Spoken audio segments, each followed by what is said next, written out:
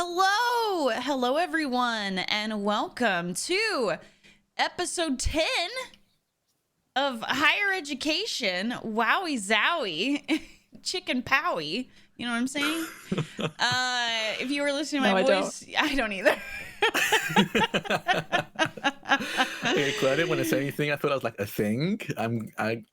It isn't. Okay, cool. Okay, no, it's a thing for me where sometimes I just try and throw a rhyme on the end to make it a little bit more fun for everyone, and I miss the mark, so. But welcome on in, y'all. It's so good to have you here. If you have a moment to retweet our going live tweet, either from my channel, the Strix Higher Ed channel, or any of our lovely players today, here are their socials. That is an easy and free way to support the channel.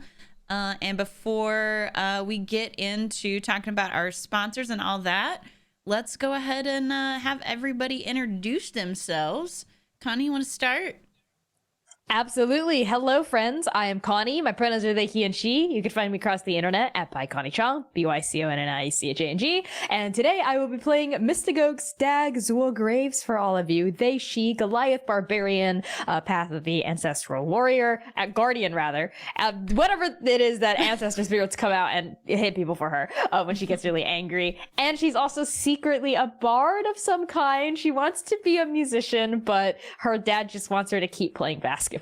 So if that sounds familiar, it's because I got ripped off by Zac Efron. I gotta pass along introductions over to Drac. Wait, what character? I still haven't decided what character mine would be from High School Musical. But hi, I am Drac or Draconics. He, they pronouns. You can find me on Twitter at Draconics. That's DRAKONIQUES. And today I'm playing Burgosh. He uses she, he, they pronouns. They're a Gorgon inventor. Yeah, and just completely fine. Very balanced and mentally well. And just living and enjoying every moment of life right now, I think. So that's going to be great. Going to see that continue today. I'm going to throw it over to C. Hey everyone, my name is C. I use they, them pronouns. Today I'm playing Ecstasy, who also uses they, them pronouns. And in High School Musical, I know there's Sharpay, but who's like the other guy that goes along with Sharpay? Ryan. Okay, so Ecstasy is Ryan and Agony is Sharpay. If like that's how we're gonna do it. That's what I've just decided for me personally. So funny. Perfection. So that's all you have to know about it for me personally, and I'll pass it back to Vanna. Amazing. And I'm Van. I'm going to be your GM producer and tech support today. And first of all, I want to let you... Oh my God. Everything is broken. No. What did I do? Time has run out. Oh my God. Well, I hate What's broken? What's happened? Well, Vanabot went to sleep, and I think it's because my Stream Elements Live plugin for OBS went to sleep. And then so I tried to toggle on Stream Elements, and now I cannot close out of this page to look at our notifications. So I guess they will just be a mystery to me. But does everybody sound okay? If you're listening right now, everybody sound okay? I'm worried about I've accidentally doubled anyone's audio, so let me know. But yeah, welcome on in episode 10 of Higher Education. Higher Education is presented by Penny Dragon Games. You can go check them out at our command !PDG. Hi Hexagon, how you doing? !PDG. I believe right now they are between Kickstarters, but they're doing a series of back-to-back Kickstarters called $1 one-shots, and they all include a module, a NPC, a map, and then some other bonus material. And they're, as they are called, $1 due.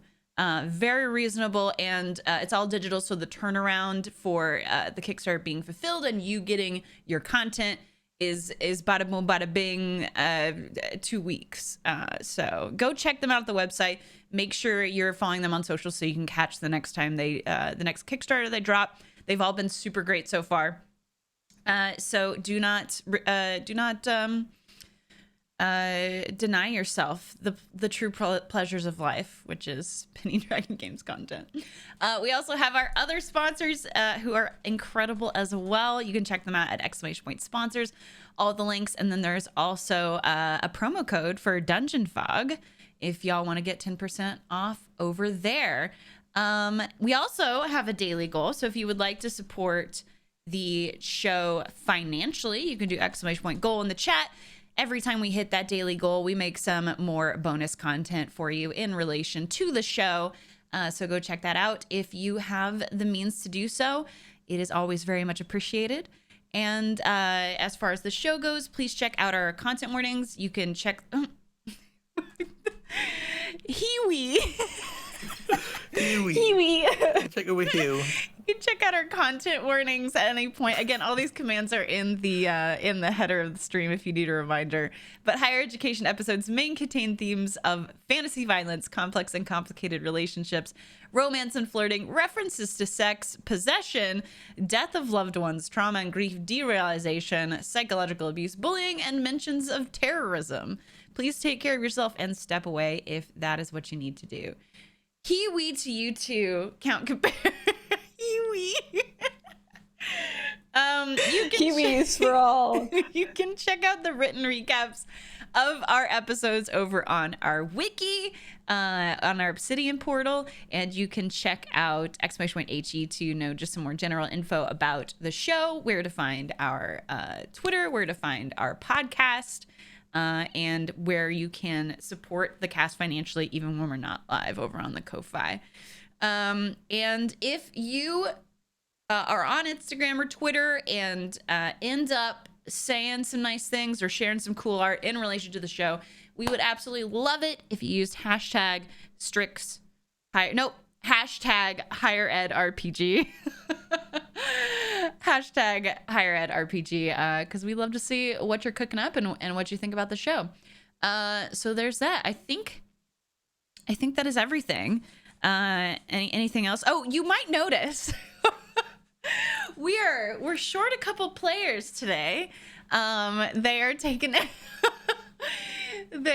taking some time today, so it'll just be the four of us, and it'll either be less feral than usual or more feral. I don't. Connie's like, yes, more. The latter, yeah. Viv and Humna keep us like in check. Is that right? If it's just the three of us, we're gonna turn this shopping Off the leash. episode into war crimes. Let me check the lines and We're going veils to be for wanted in several crimes. states after this episode. not the players, but us, or not the characters, but the players are gonna be. Yeah, Both. we are gonna be committing some crimes here. I am so sick of people confessing to crimes on my stream. We didn't confess to crimes. We confessed to planning to do crimes. That is a crime. Oh. Interesting. Thinking of doing a crime is not a crime, but if you take steps beyond just talking about it, that's a crime. But just speaking, I think is not a crime. I think it is. You It's have to called take actual conspiracy to steps. commit. It's called conspiracy. Hamna, thank you. Not Hamna coming in. I'm pretty sure Out of the it might loop be just to different. prove you wrong, Connie. It might be different in Canada. I don't know. I'm gonna look this up because I'm not gonna say anything on stream, but I'm gonna look this up for no reason. You're gonna be put on a For my list. friend. For my friend. Conspiracy. Oh my god. Conspiracy to commit a crime is a crime. But you were pretty general. I'm sure it'll be fine. It would be awkward if they were like, "We're here to arrest you, Connie Chong," and you're like, Conspiracy laws can only be enforced after individuals take steps beyond planning a crime. like going to the Target. and Yes, like going to the Target. Yes. getting supplies. Getting supply exactly right. So like you plant can- illegal crops in your backyard or something. I'm not gonna talk about anything more R-rated than that on this stream. I'm not gonna. Anyway, next time you go to the Target, the FBI will be on your ass, Connie. I feel like we need a lawyer in this stream right now. Okay, we need legal help. Let's scrap the episode, and instead we'll play Honey Heist. And our goal is to go to Target and get what we need to start a weed farm in our backyard. I'm ready. That's what you Buying all cannabis want. seeds from the Target. Mm-hmm. Honestly, how far do you think we're away from that? The next year? Not very. Yeah. Not very. Target would be the absolute first department store to jump on that. Absolutely.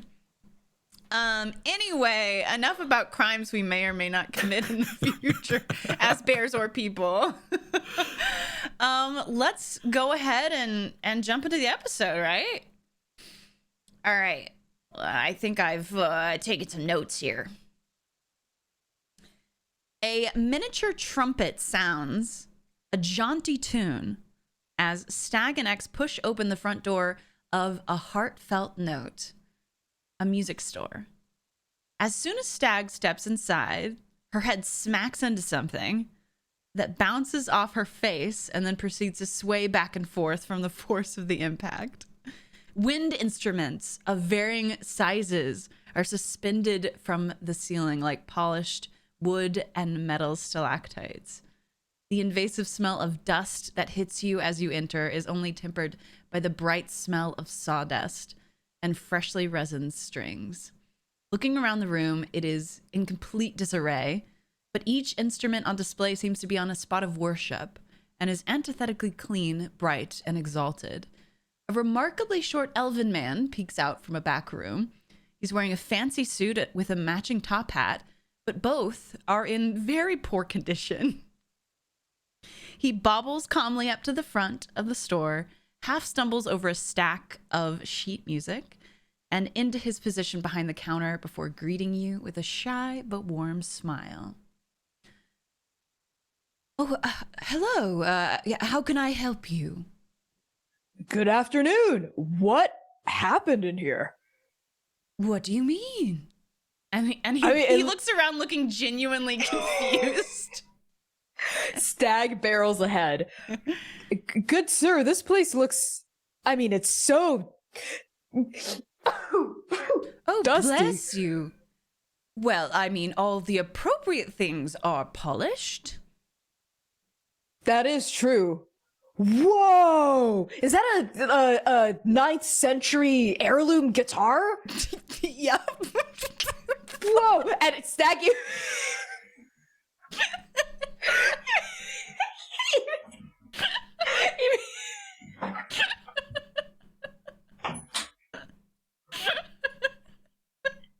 It's organic. Freshly grown. I didn't want to make up too much stuff because this is Vanna's world. No, I'm trying to please, keep it generic. please make it up. Okay, then I'm gonna retcon that. Whoa! It's a tomato guitar. This is an improv game. Where I'm like, no, try again.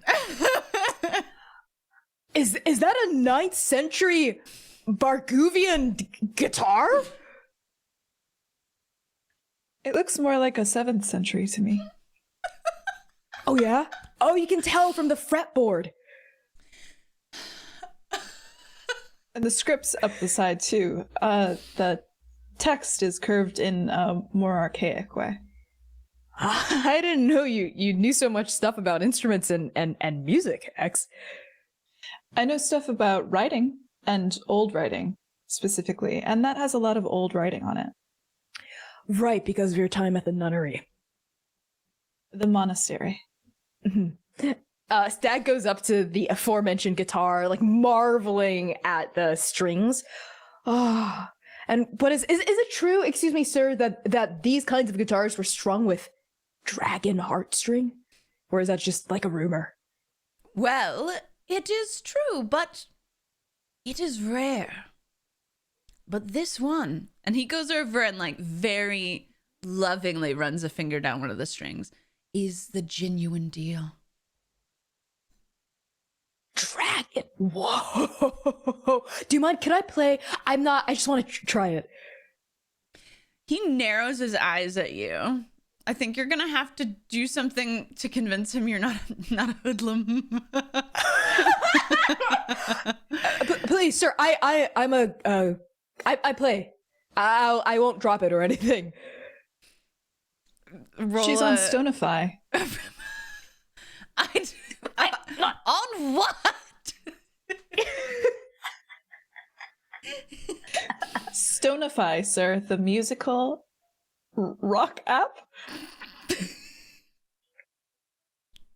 This is just the giggle episode. No, I'm unfamiliar. I'm sorry. I don't know what an app is. Perhaps you should get with the times. Perhaps dust off some of the shelves. Well, are you offering? Oh, okay. And X will pick up like a rag or in a corner and start like dusting some of the strands off. The ecstasy made outfit continues to perpetuate. Incredible. I'm also looking for a bell, I have to tell you. Are you saying that in character? Oh no, I'm just letting you know about the table. Yes. You will likely find a bell in here. Should I roll persuasion? Yes, please. Do I get advantage from what X said about Stonify or not at all? I don't bring that up. That's like disadvantage. You just criticized him for being not in the times and having a dusty store. You both did. No, y'all are mean. I'll take the flat roll. Well, in X's defense, they're actually now trying to sweep and help. Okay, that's not so bad. 16. Yeah, he eyes you, and then I think there's almost a spark of recognition in his eyes, and then he goes, "All right, but please be seated while you are using it." And he sort of pulls a small stool over with his foot. Yeah, totally, absolutely. Thank you so much. Wow. Whoa. Okay. All right. And Stag gently picks up this guitar from its stand and gently sits down and places it across her lap. Whoa. And she's gonna start with some basic chords to just strum and see how it sounds. Mm-hmm. Is it cool? Is it good? Yeah. Is it in tune?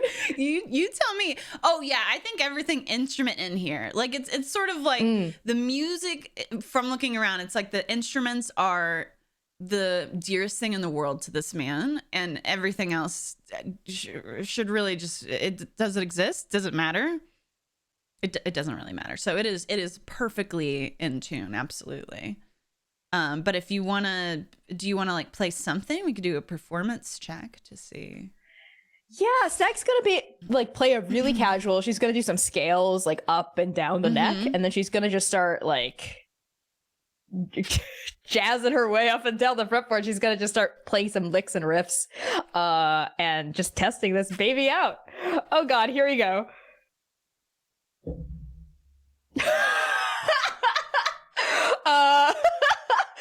That was a natural 5, so a 10.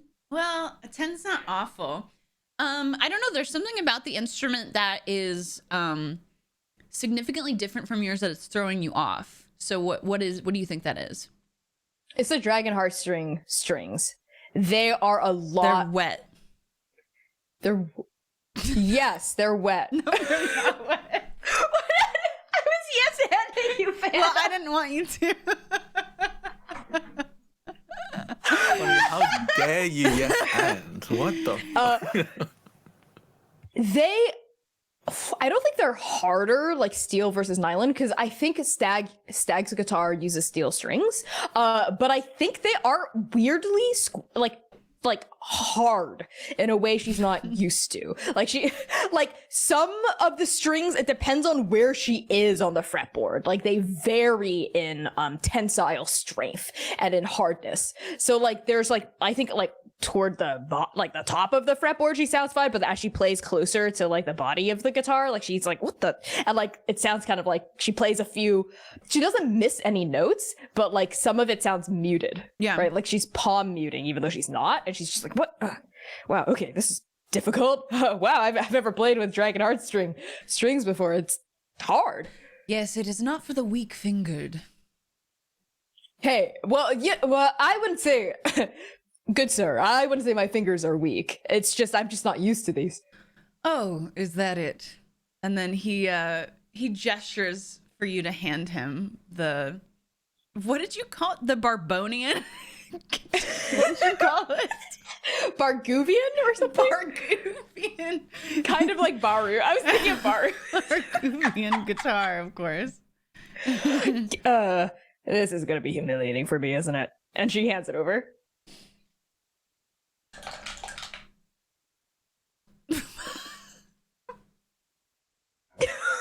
Did you roll really high or really low? Really low.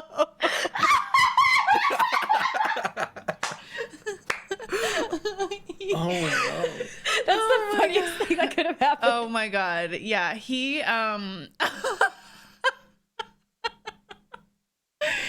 he with great confidence plucks it from your hands and shoos you off the stool so that he can sit pop a squat there to play it, because I'm imagining it's like very sort of unwieldy and large. Mm-hmm. And almost an identical to performance to yours. And then he just goes, see, that is how it's done. Right, of course. And Stag's, like, the dewy eyes that she had looking at this guitar are now gone. She now thinks this guitar kind of sucks. Because she assumes the shotkeep is really good, and that if, like, an expert can only make this guitar sound this good, she's like, oh, okay, this guitar is actually overraid. Maybe it's unplayable, yeah. Yeah, maybe it's not my fault. Maybe it's the instrument's fault. So she just goes, well, thank you so much for letting me play it. We're actually in here not just, to play your instruments and make a whole mess of your shop. I was wondering if you had any bells? Was it X? You were looking for bells, right? Yes, prayer bells. X is also somehow literally right next to you again. They're just right there. And they also kind of look up and say slightly softer, I thought you were better. Oh, fuck. Oh, hi. Yeah, I am. It's the instruments. I don't really think this is a very good guitar. Oh, it should be a very good guitar. The strings are the best. I can hear you. This store is very small and otherwise unoccupied. Right. I was joking. Obviously this guitar is amazing, like X pointed out, and legendary and all that. I just must not be used to playing a guitar like this. I'm used to more traditional or modern, I guess, guitars. Yeah, so it's perhaps your weak fingers.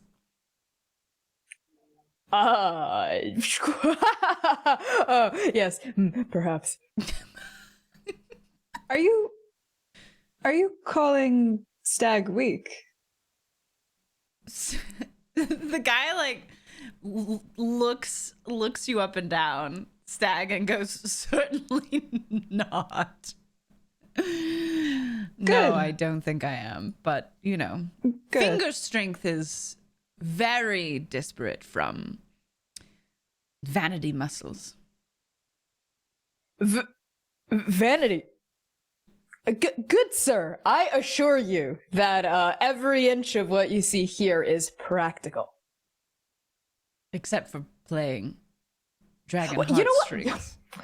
Well, okay, you know what? An X, not X, Stag reaches behind her back and pulls out her axe, not in like a threatening way. Like there's no motion in this that looks like she's gonna attack him at all. It is threatening because you were in a music store with a gigantic battle axe. So I don't care if you were trying to be threatening. It is very threatening. She's unaware of this. She pulls her axe off of her back, and she like lifts it up. I think in front of her. With like the axe head down, which is not how you're supposed to hold an axe. And as she does, she like moves her hand down the body of this guitar to undo the glamour. So it reveals the strings that like Baru had helped her conceal, and also reveals like a strap that like goes over her so she can play it standing up. Is your intention to now perform a sick guitar solo to show this man? Yes, absolutely. All right, since this is your baby, you can roll performance with advantage. Thank God, because I have been rolling poorly. Please, Mama needs a nat 20. That's it. Okay. That's a nat 20.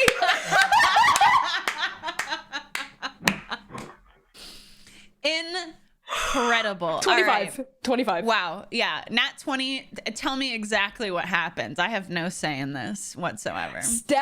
So Stag is smiling and laughing and chuckling and being like, oh yeah, weak fingers. But inside she is actually so mad.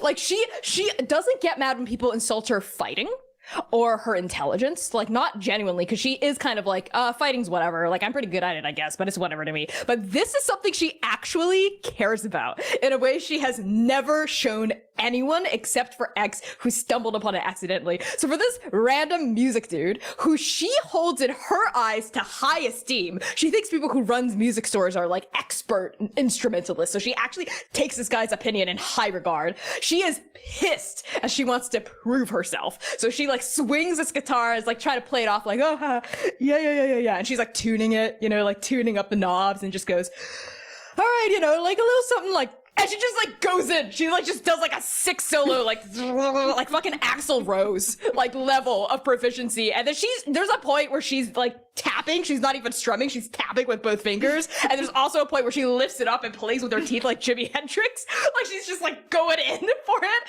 and comes back down, does a few chords. She's like strumming chords and doing a solo at the same time somehow, and doing a completely instrumental version of an original song that she has written. And it's one of the more upbeat rock-like songs that she's written. And I don't think I've ever described a Stag song before.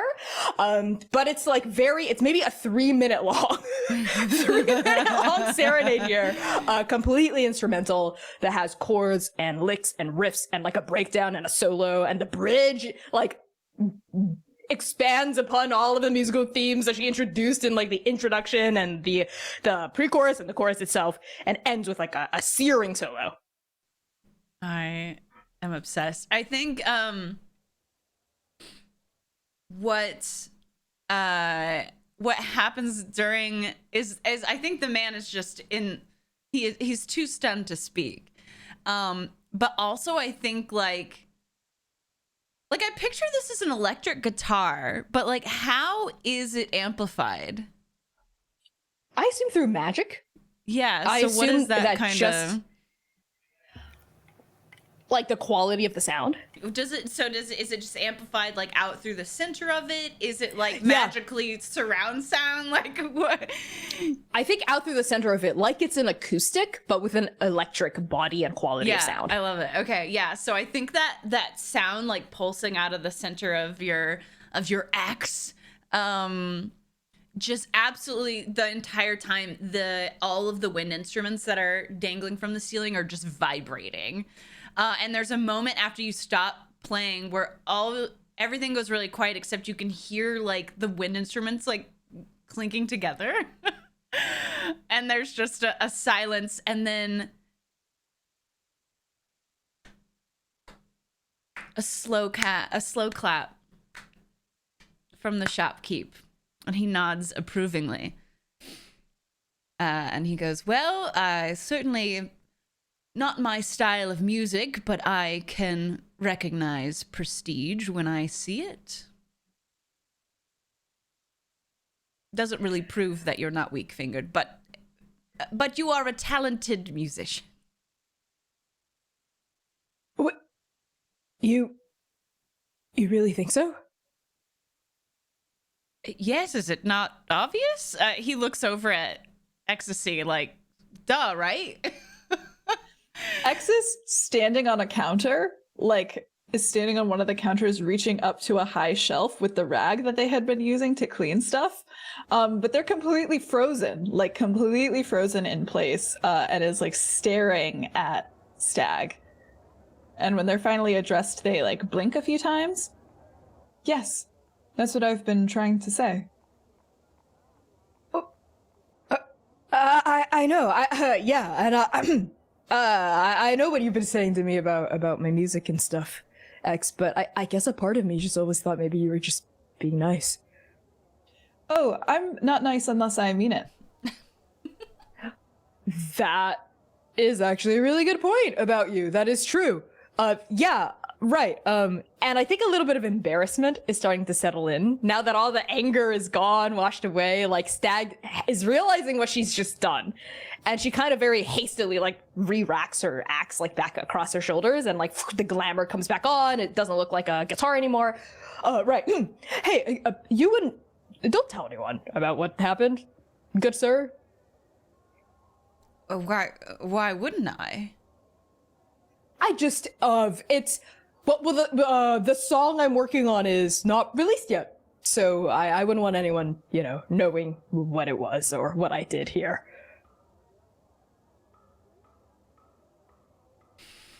And he seems to he rubs his chin and starts walking back around the counter again. And then he says, "It concerns me when creatively talented people are remiss to share their abilities." It is, of course, none of my business, but art in this world is precious and meaningful and powerful, and to keep it behind a glass or a smoke screen is a disservice to not only the artist, but to those who might consume it and be changed by it.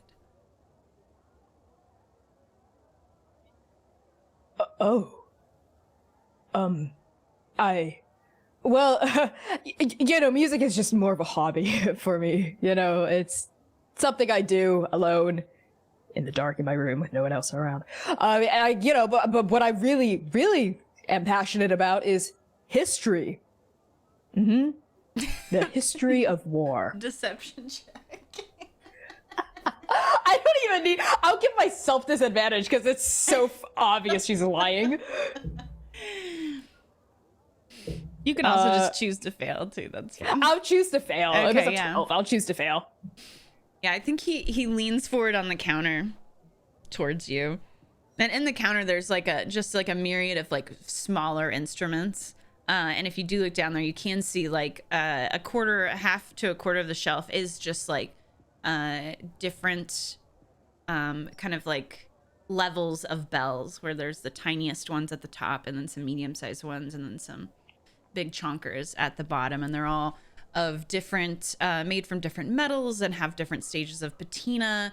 And some of them are hand painted and some of them are sort of more artistically crafted and some are very simple. And but he leans over sort of that display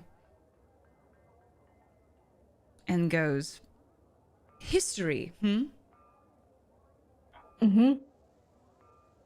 Of wars and stuff. And what do you think the most powerful recounts of history are?" Oh, like books and documentaries and stuff. Yes, you think when people read a history book, they are emblazoned in their soul, they are inspired for generations to come they are shook to their very core. Do you feel that when you read a history book? No, is that the right answer? Is no the right answer? There's no No. right answer. But consider Okay. this. When you hear a song of war, how does that make you feel?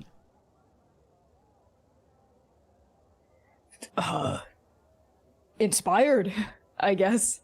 I mean, it depends on the song itself, like how good it is, the lyrics, you know, the sonic quality of it, the themes. But I mean, yeah, but generally speaking, inspired, yeah. Can make you feel all sorts of things. Inspired, sad, angry. Music, lyrical, poetry speaks to our very souls. More so than facts written on a sheet.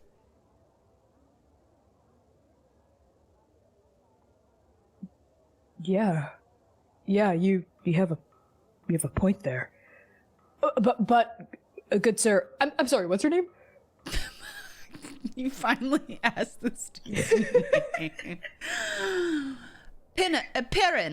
Perrin Bashrash. I am the owner and proprietor of the Heartfelt Note. And he gestures lovingly around his store. I'm sorry. Was your last name Crash Rat? Fasharash. Fasharash. Right, of course. Sorry. Perrin, it's nice to meet you. I'm Stag. Mystagogue, but you can call me Stag. His eyes widen in recognition when you say that, but he doesn't say anything. I don't think Stag notices. And she goes on to say, yeah, I guess I've just never thought of it like that before. I mean, I've ever, blah, blah, blah, blah, blah, blah, blah, about blah, blah, blah stuff. By blah, blah, blah stuff, I mean music stuff. I don't know why I said it like that. I don't know. Talking about music just makes me feel nervous sometimes because I'm always expecting the person I'm talking about music to be like, no, music's silly. It's so, doesn't do anything, doesn't mean anything. It's just wishy-washy, emotional boo-boo stuff, for babies or whatever. There is like a long pause, and he's looking at you like you just slapped him. And then finally he goes very quietly, so you have to lean in to hear him. And he goes, music is everything. Absolutely everything.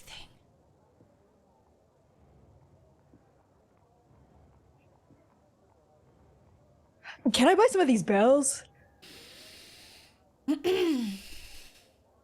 Yes, I will sell you some bells. Which ones were you interested in?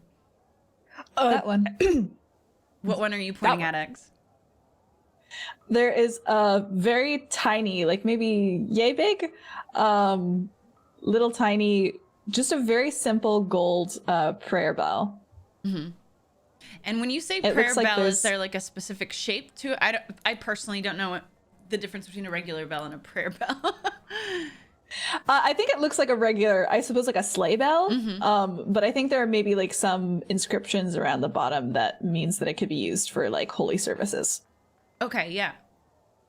Oh, this one here, and he pulls it out and sets it on like a small red velvet pillow in front of you. Yes, that one, please. It has a hook. I could put it on, and they reach up and touch like one of their horn rings, which looks like it would be able to fit the bell on it, like to dangle from. I love it. Yeah, and he looks at you and smiles gently and is like, I think that would look quite lovely. Thank you. It's so that my friends know when I'm coming and I don't sneak up on them.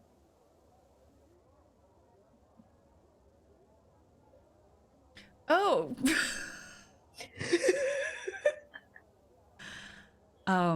Because music is everything, and the sound we make in the world influences the people around us?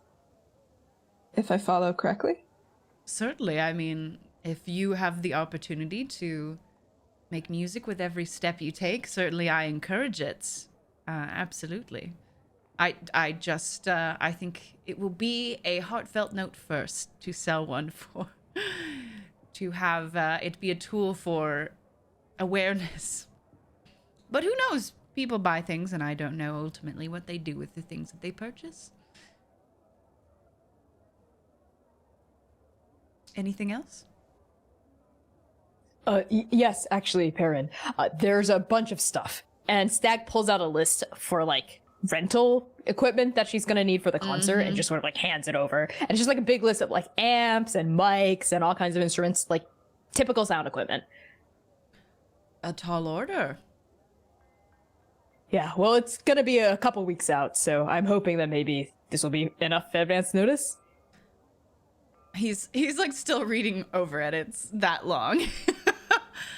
And he rubs his chin and is like, yes, I think I can get this sorted. Does this mean you will be performing in front of people? Oh, no. And Stag's shaking her head as X is nodding. Oh, absolutely not. No, someone else, like an actual musician. The actual musicians and folk at Strixhaven are going to be performing. I'm just organizing it. Actual musician as compared to you who are just a hobbyist that no one knows. Again, like dark room alone by myself. That's just how I like it. Well, I don't think it matters if there's anything or anyone in the room with us when we make our art. We're still making it. Yeah, exactly. And I'm super cool about just keeping it to myself, That is your right. But I hope for the rest of our sake that you do take to the stage at some point.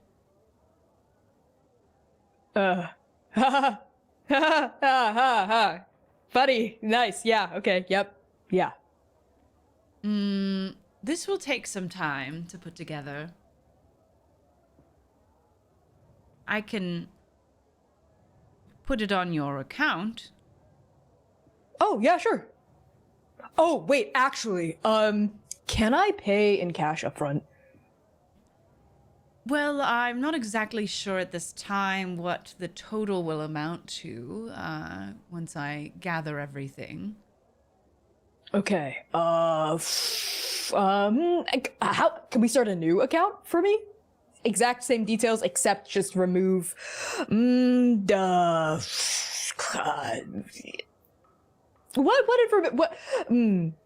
what? I'm probably overthinking this. That's fine. You know what? Put it on my account. It's fine. You're sure? I mean, this account has never been used before, but it's been set up for quite some time. Yeah, you know what? Yeah, I'm sure. It'll be fine. Very well. I just have a question about it. Can my dads access that account? Like, will they see what's on it? Will they get like a little ping on their sending stone when transaction goes through? I mean, they set up the account so they are able to access that information if they want to, but again, no one's ever used the account.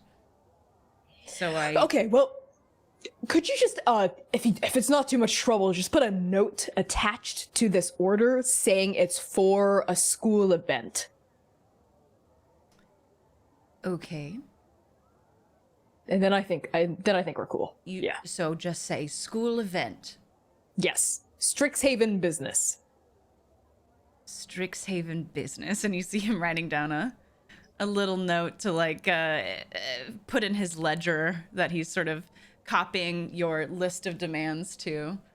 And he pauses in the middle and sort of squints at you and then goes back and sort of finishes the details. Shall I put the bell on here as well? Oh, yeah. Just throw that in there. I have money. Don't worry about it. No, I got it. Lies. Don't worry about it. You have no money. Obviously. Anything else I can interest you in? I just got a harp scythe in recently. A harp scythe? As badass as that sounds, we should probably get back to our friends pretty soon. And there's like a kind of moose whistle. Picks up this whistle that's just straight up shaped like a moose. Can I actually blow that? No, please don't, because a moose will appear in the store. And they're a bit Actually, unwieldy. I want that. You do? Yeah, I actually want that. Let me see how much it is. This is from the Siren's Magnificent Walking Marketplace, by the way. Ooh. You'll want to check that out for yourselves. It is 120 gold pieces. An elegant red wooden whistle shaped into the head of a moose. Comes with a tag. My daughter was carving her initials on a moose with the sharpened end of a toothbrush given to her by Sven, her cousin. The moose bit her, and now I'm selling her whistle as punishment. Dang, that's a cold kid. As an action, you can blow the whistle, which emits no audible sound. Wait. What if it did nothing? You can hear very not emerge. Those who to loom more. Wait, I thought it did something. Does it not do it? There's no way. It doesn't even make a sound. It's no audible sound. Oh, on a result of 13 or higher, you can successfully summon a moose. They do not obey your commands and are neutral to you and your party. I want that so bad. Well, I want it. Do you want to add it to your account? Yes. Okay. Yeah, they throw in the bell, throw in the moose whistle too. Oh my. Certainly. And he packages up, I think, the moose whistle very, very nicely and securely in some wrapping and hands you a small little bag. The bag looks like shit, but the whistle is very secure. Yeah, she takes it. Within and I it. think there's this maybe like final longing glance at some of the stuff by the checkout counter, you know? And like there's like this one pack of strings that she's been gazing at. Maybe these like really nice strings, like not the dragon heart strings, which she's now disenchanted by, but maybe like crystal string or something that are supposed to have a really clear tone. And you're supposed to be able to feel like the musician's emotions are supposed to be like very vivid through these crystal strings, like they're a beautiful conduit or something of emotion. I'm making shit up. You can feel free to say love no. it. No, I love it. Yeah, you're eyeing them, and I think he catch you. Oh, also reminder, I think you were gonna pick up a recording device. Yes. So reminder on that too. But I think he sees you eyeing the strings and is just like, I could throw in the strings for free. Yeah, seriously? Yes, perhaps, you just play a song for me again sometime. You know what? Deal. Yeah, just while it's as busy as right now, right? He looks around and then back at you and is like, no promises. Right. Okay. Yeah. Sure. Yeah. I'd really appreciate that. I've been reading up about these strings actually, and from what I hear, they're really good and really fit the kind of music I like to make. Yeah, they certainly will help you find the truth within yourself, I think. I don't know about all that, but yeah, I think they look really dope on my axe. That too. Anything else that you need? She reaches for the strings and puts them with like all the other stuff she's getting. And then her eyes fall upon like a section of the store that's like a bunch of recording stones. Oh, right. And I'm going to need one of those things too. Oh, yes, these are quite popular. Reaches back. What did yours look like again, Baru? I had two. One of them was like crystal clear, like a diamond, and the other one was like onyx black. And what they were just shaped like a sending stone. Yeah, with like different etchings, like runes inside of it that would record rather than send. So what kind of style do you think Stag is looking for, Connie? Just like a kind of no frills, easy to operate one. Yeah. Yeah, I think it looks very simple. There's no sort of glamour about it at all. It's basically just a rock. With those sigils that Drac mentioned, lightly etched into the front with no sort of inlay or anything like that. Well, this is our most base model. Yeah, that's fine. It can record stuff and store how many tracks?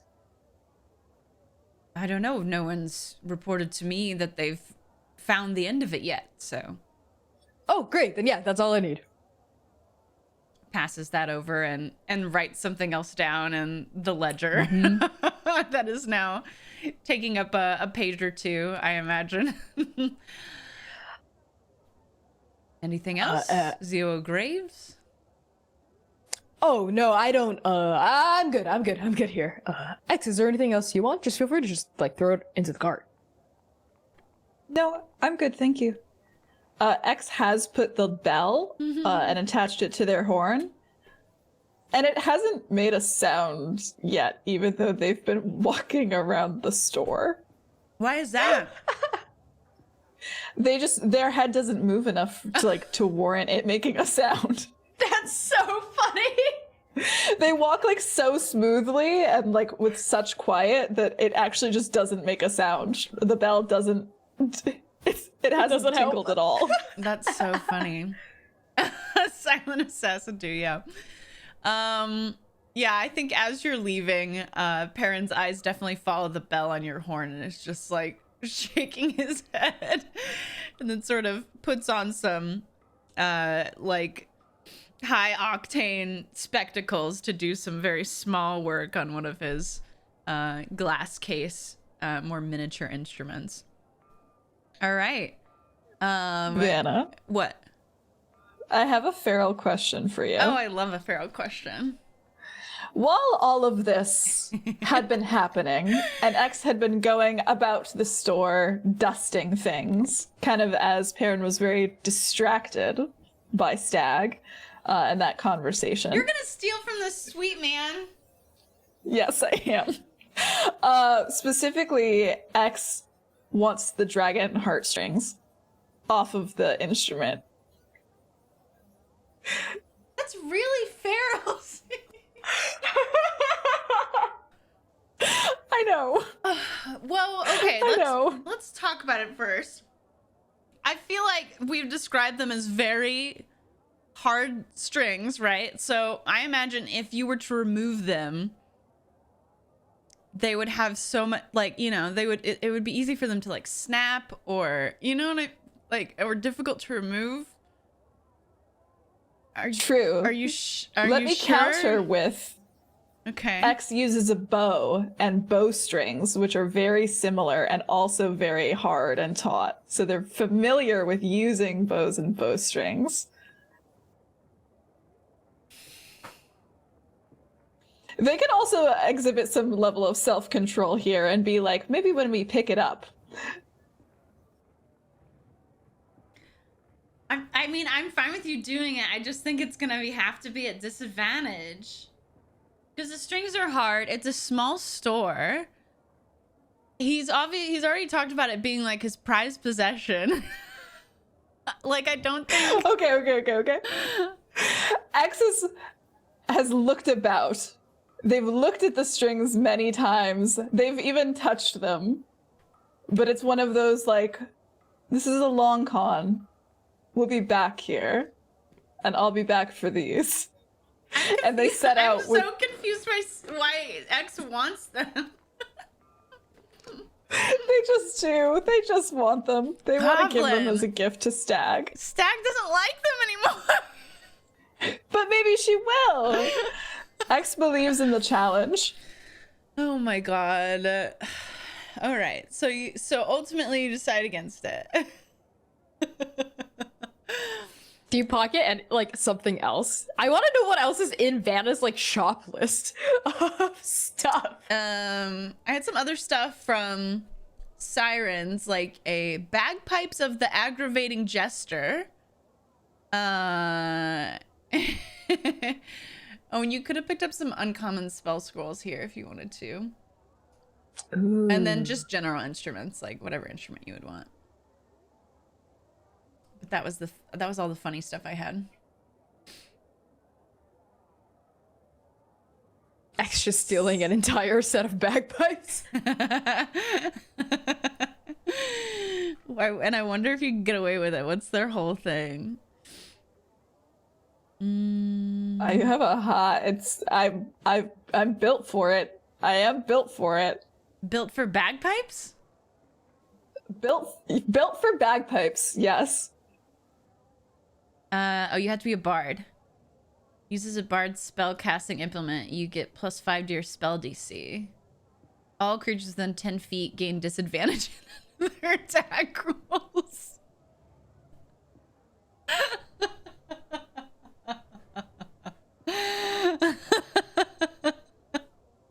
Even your teammates are like, "Oh my god, stop!" Oh, that's so funny. No, is there anything else you want to try and pilfer? I don't think so. Okay, They're happy with their bell, and they're glad that Stag got all the things that Stag wanted to get. that's good. And they're coming back for the dragon strings, so Oh my god, that's a later. just a later no thing. sanctity. This could be Stag's good dad. What do you call that? Pseudo dad, interim dad. What do you call that? Parental figure? Stepdad. Mentor? Musical dad? It could just be the musical dad. Yeah, it could be Stag's musical dad, and you're gonna steal their prized possession. X would. Whatever. Oh god. I'm disrespected. Amazing. Anything else from the two of you before we go check in on Baru? Okay. That went just as I expected. Oh my goodness. All right. Hold on, I've got sound for this, don't I? Oh, I have so many tabs open. Hee hee.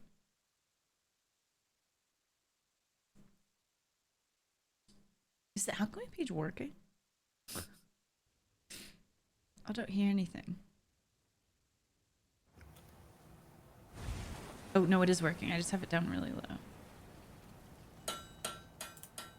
Incredible. Okay.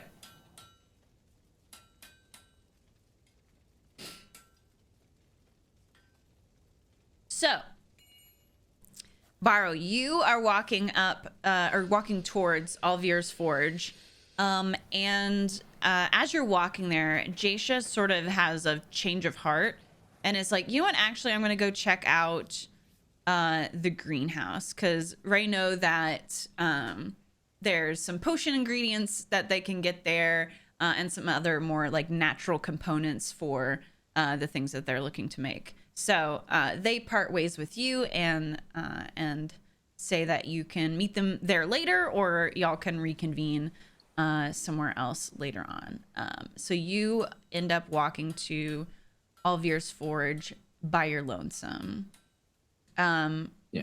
This space is familiar to you. You've been here a number of times, not just to buy supplies, but even before school. This is a place that you recognize. There are several huge forges, bigger than like any other forge you've ever been to. Like, these are just sort of astronomical in size comparatively. And they're always lit. They're always just have these roaring, blazing inferno fires in them. And it's always filling the space with sort of this like, almost like a fog of just like sooty smog. And there is that sort of like both with your olfactories, but also with your taste, that sort of sharpness of ash in the air. You can look around. There's like crates of weapons that are stacked everywhere. There's some sort of order to it that only I imagine Alvir understands. And you can see that at sort of like a big, almost like a banquet table, almost that's seen a lot as far as like exposure to heat and elements and just general blacksmithery things, has seen better days. But you can see that Alvir is in the midst of a deep sleep, just head down, conked out, passed out on that table when you enter. And as you get closer, you can also see that his sleep seems to be fitful. He's sort of muttering, and every now and then his body like jerks or tenses up, but he doesn't wake up. Okay. I walk in with Star close behind. They probably have to like crouch to get through the doorway, and seeing Olivia in a sleep, I'll turn to Star and just like place a hand on their like chest area and have them to stand like to the side of the workshop. And I'll walk over to Olivia and just it's not make like a loud noise, but not like hide my movement. I think the last thing I want to do is make him jump or surprise when I do finally get close enough. But I will just be like, over. Yeah, I think he has sort of like an alarmed like snort gasp, but doesn't come to consciousness. I'll keep walking closer. Over, and I'll take a seat opposite him, like so I'm facing him on this banquet table, style table, Mm-hmm. and just like gently pat the table. Over. I think when you do that, there's like he grunts like preternatural, not preternaturally, but like primally. And one of his hands shoots back over his shoulder and like grabs your wrist hard. Ow. And then he's awake and he's realizing, and he lets go super quickly and is like, "Oh, I'm so sorry. Oh, little Star, what are you doing here?" Hey, Olivia, I just came to get supplies again. Are you okay? He sort of looks around to try and get his bearings, and we, the viewer, can see that Alvir is a large, incredibly muscular and posing figure, and he has a prosthetic metal left arm, which Baru knows kind of twitches involuntarily, whether he's conscious or not sometimes.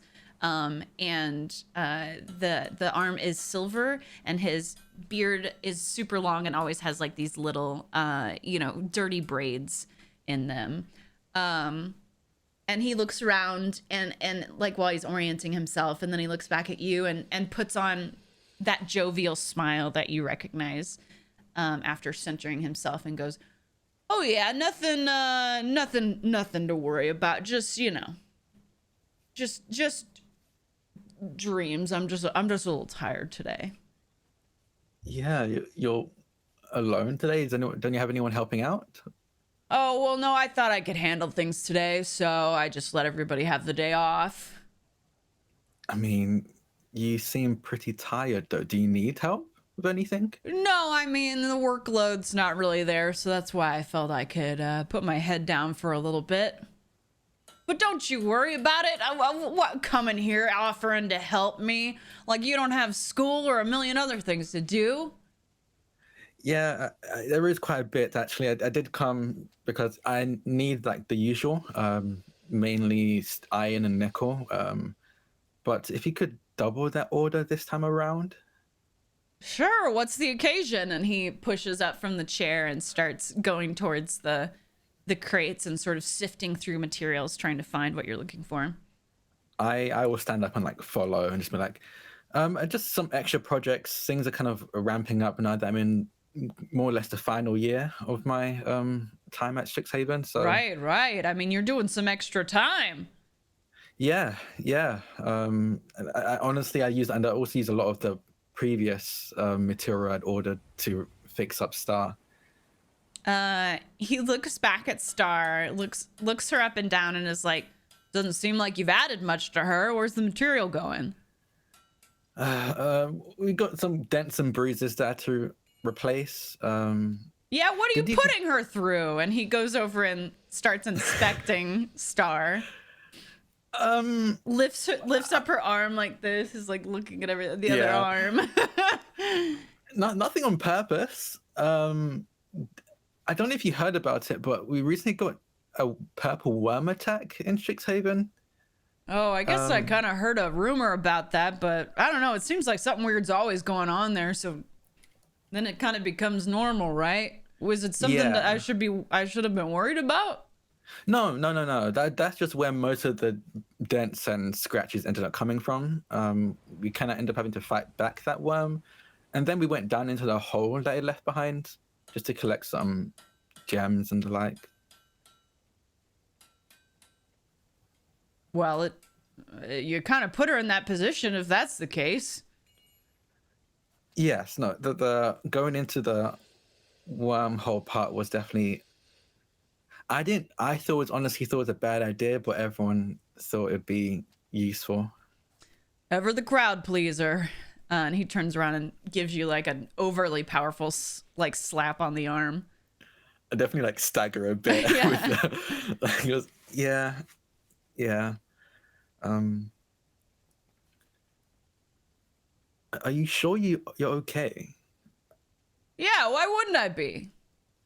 You kind of look like you were having a pretty rough sleep. Oh, well, you know. I mean, you have nightmares, right? Everybody has nightmares. Yeah. Yeah.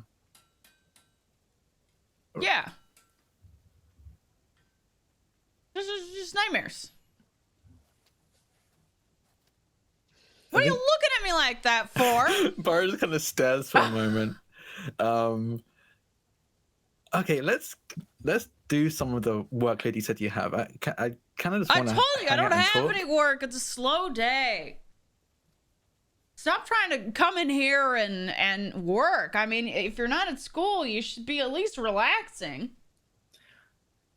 I get antsy when I have nothing to do, I suppose. What about a cup of coffee? That makes me more antsy. Well, what if you watch me have a cup of coffee? I can do that.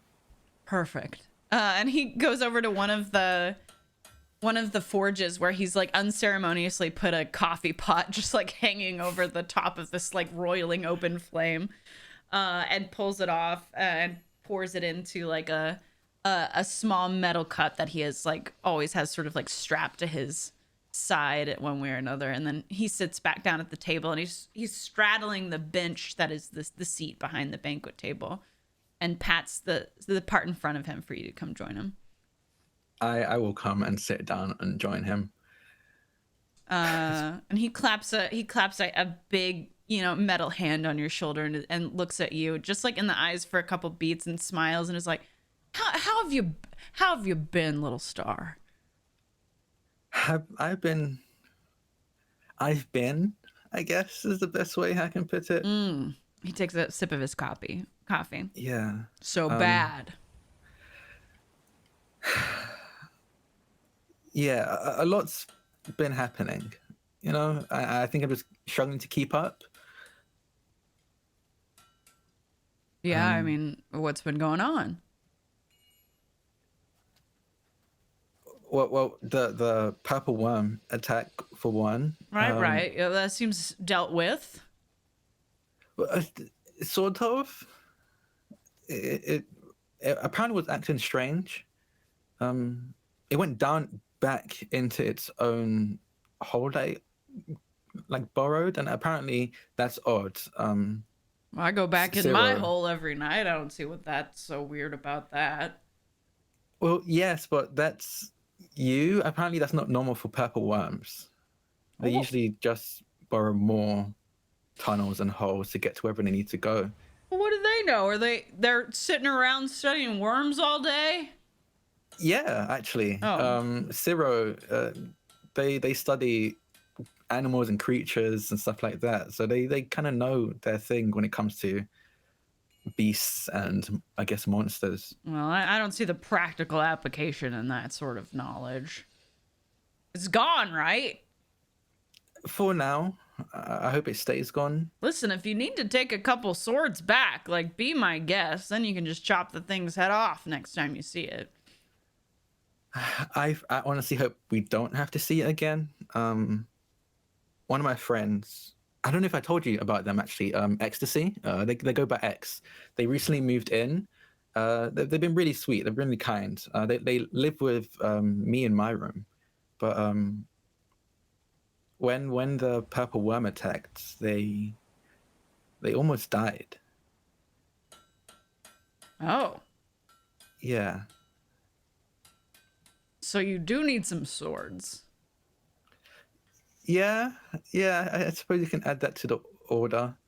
I'm just hoping I won't need to use them. Maybe like faculty will. I really think this shouldn't be a thing that we should be dealing with. No, but you know the world out there. It gets a little bit more peculiar every day.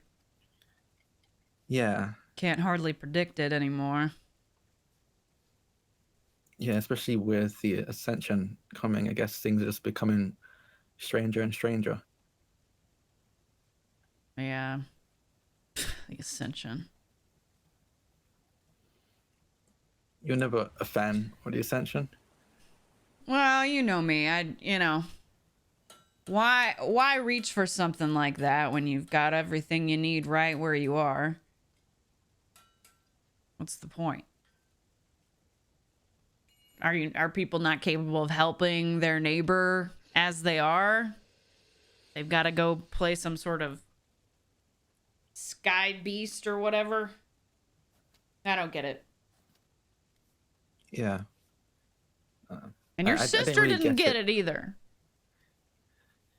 Yeah, she was very much here on terra firma kind of woman. Yeah, She was always suspicious of what it was and what it meant and where the people would go, and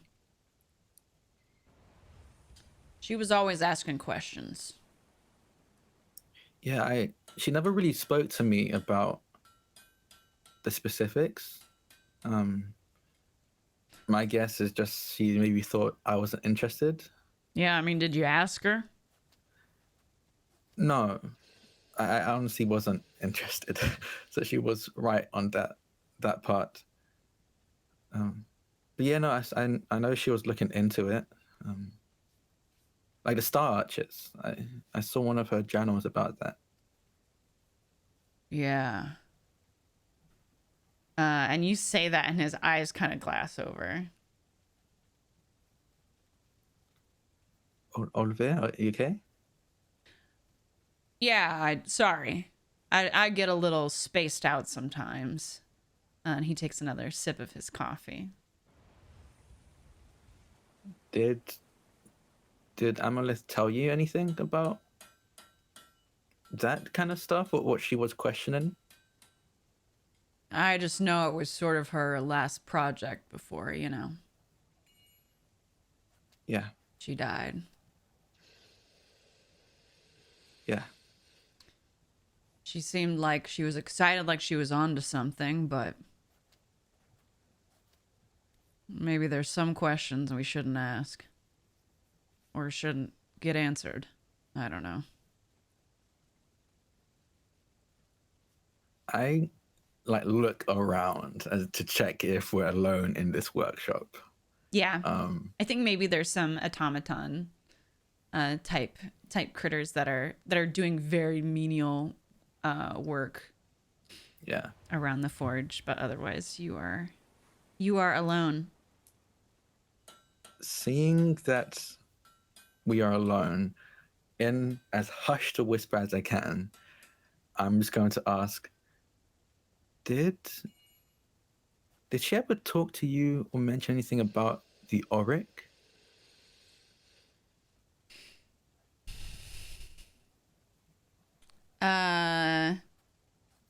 leans back. He sets down his coffee and leans back. Now, I know I just said this, but sometimes there's questions maybe we shouldn't ask. You know what I'm saying? Yeah. What if she was, if that is something that you would want to know the answer to? Would that bring you Yes. some sort of solace? I think so.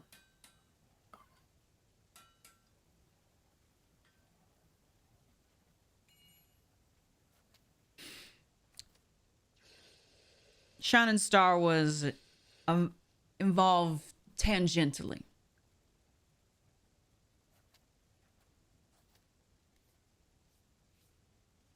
The Auric are in the business of making things their business.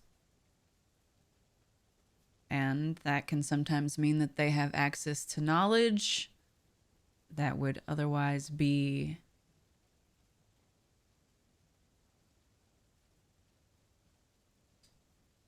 inaccessible to your sister. Anyone, really.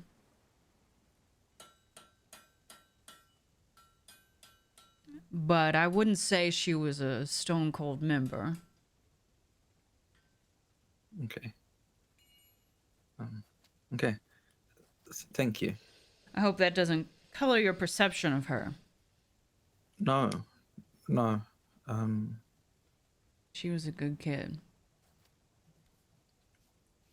She was. Always had a good story. Yeah. Like how she lost her leg. She always tells me that one. That's her favorite one. What was it she was up against for that? The Donald dollar Law. hunt. Yeah. Yeah. They ran, obviously. I don't think they was expected to come across headless horseman. Oh yeah, I don't think anyone wakes up in the morning expecting that, but your Yeah. sister certainly had a way of putting her foot in it. And then subsequently lost her foot because of it. Yeah. Yeah. But in a way, I'm grateful because that means I got to meet her and I got to meet you and your little brother. Yeah. He's going to Strixhaven now. Wow, Yeah. growing up fast. He's okay?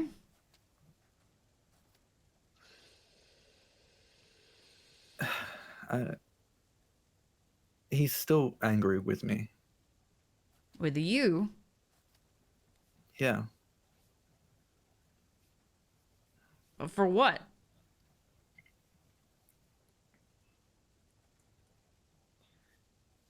He thinks I guess he's not really wrong, but it's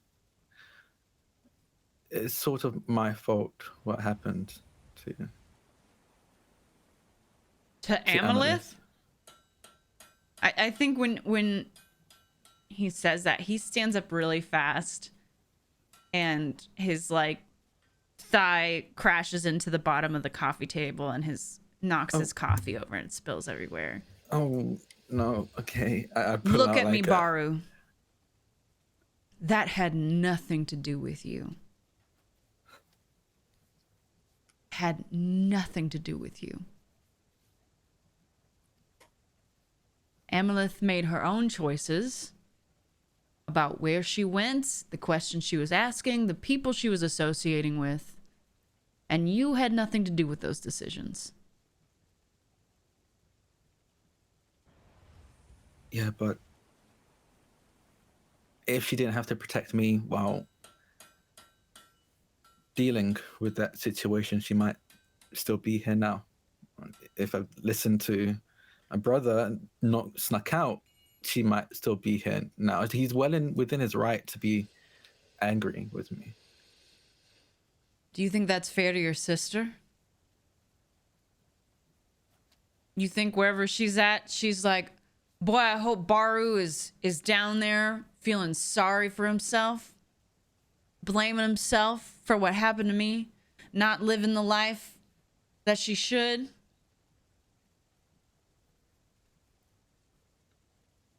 You think that's what Amalith would have wanted. Amalith, the woman who went out on a daily basis and stuck her foot in it, because that's how hard she was living life. That's how true to her instincts and her urges and her whimsy was. You think she wants you down here, kicking around a little rock, feeling sorry for yourself, because you did the exact same thing that night. She would have been proud of you. You felt something in your gut, whatever it was, that it wasn't right, that it wasn't sitting. And you got off your ass and tried to do something about it. God, you were, what, 15, 14? What were you supposed to do?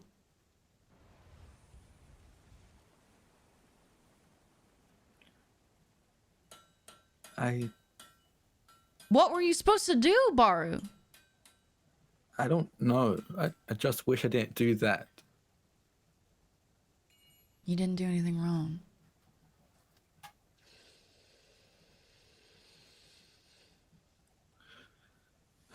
I should wipe down. The coffee is spilling everywhere. Oh, fuck the coffee. Table's shitted anyway. I'm serious.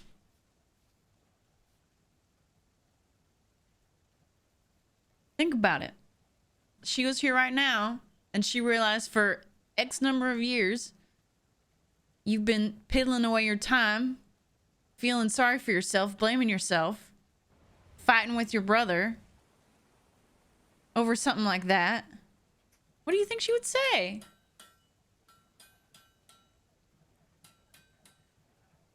Should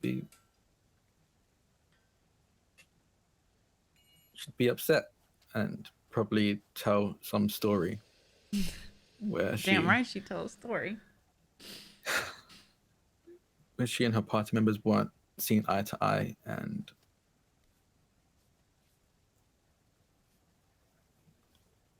and how you should be able to rely on family found or otherwise.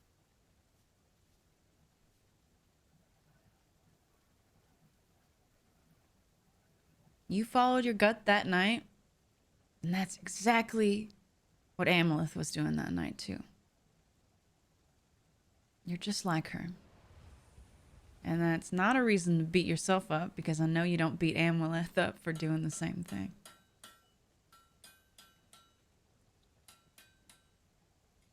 So if you're going to blame yourself for running out there because something didn't sit right with you, then I guess you better blame Amalith too. Because that's why she was there that night. Something didn't sit right. Because she was asking questions, like she always did.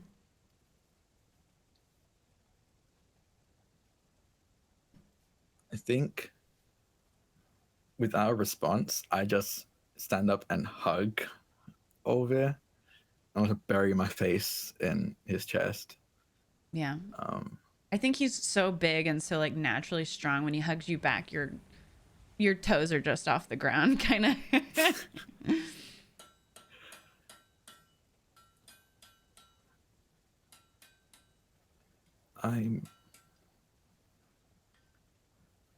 I'm still working and moving on that instinct, that desire.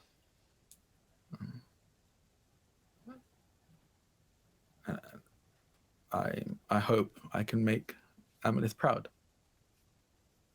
And with that, he sets you down and cups your face in his huge hands, one of them a sort of buffed metal. And he looks at you with like just puppy dog eyes. And is like, she has always been proud of you. And she is now. Wherever she is, whatever she's doing, whatever she's sticking her foot in right now. She's so proud of you, Baru. And so am I, for that matter. And maybe your brother's being a bit of a butt sniff right now, but I guarantee you at the end of the day, he's proud of you too. I hope so. Well, I know so. So, eat shit. Thank you. But seriously, we probably should clean the coffee up. It's gonna stain. Don't worry about it. It'll just dry up. Anyway, Okay. let's get you what you need, huh? You came here for a reason. Yes. You got yes, it written I just down or need- something? No, but I can write it down quickly. And I was like, Just pull tell out me. 2 pounds of iron and nickel. And if you have any, I don't know if this is where I should get it from. I can probably go to some of the other stores. But do you have any spell scrolls here? One specifically for enchanting rings and the like. Yeah, you might go to the fragrant mist or down at the fragrance fineries, or you could check out the greenhouse for that. Oh, I can probably go to the greenhouse. Maybe even Perrin has some at the music shop, but I'm out currently. Okay, no, that's all good. I can probably. I already have an account with parents. I might go there. Works for me. Thank you. How much would that be? I have some. I should have enough on me. 2 pound of iron. It's 2 silver piece. Yeah. And then I've you got need that. 2 pound of nickel. Yeah. That'll be 10 silver piece. Okay. And yeah, I'll set those down. Perfect. And then of course the family discount. And he pushes it like half back towards you. Are you sure? I have enough. So do I.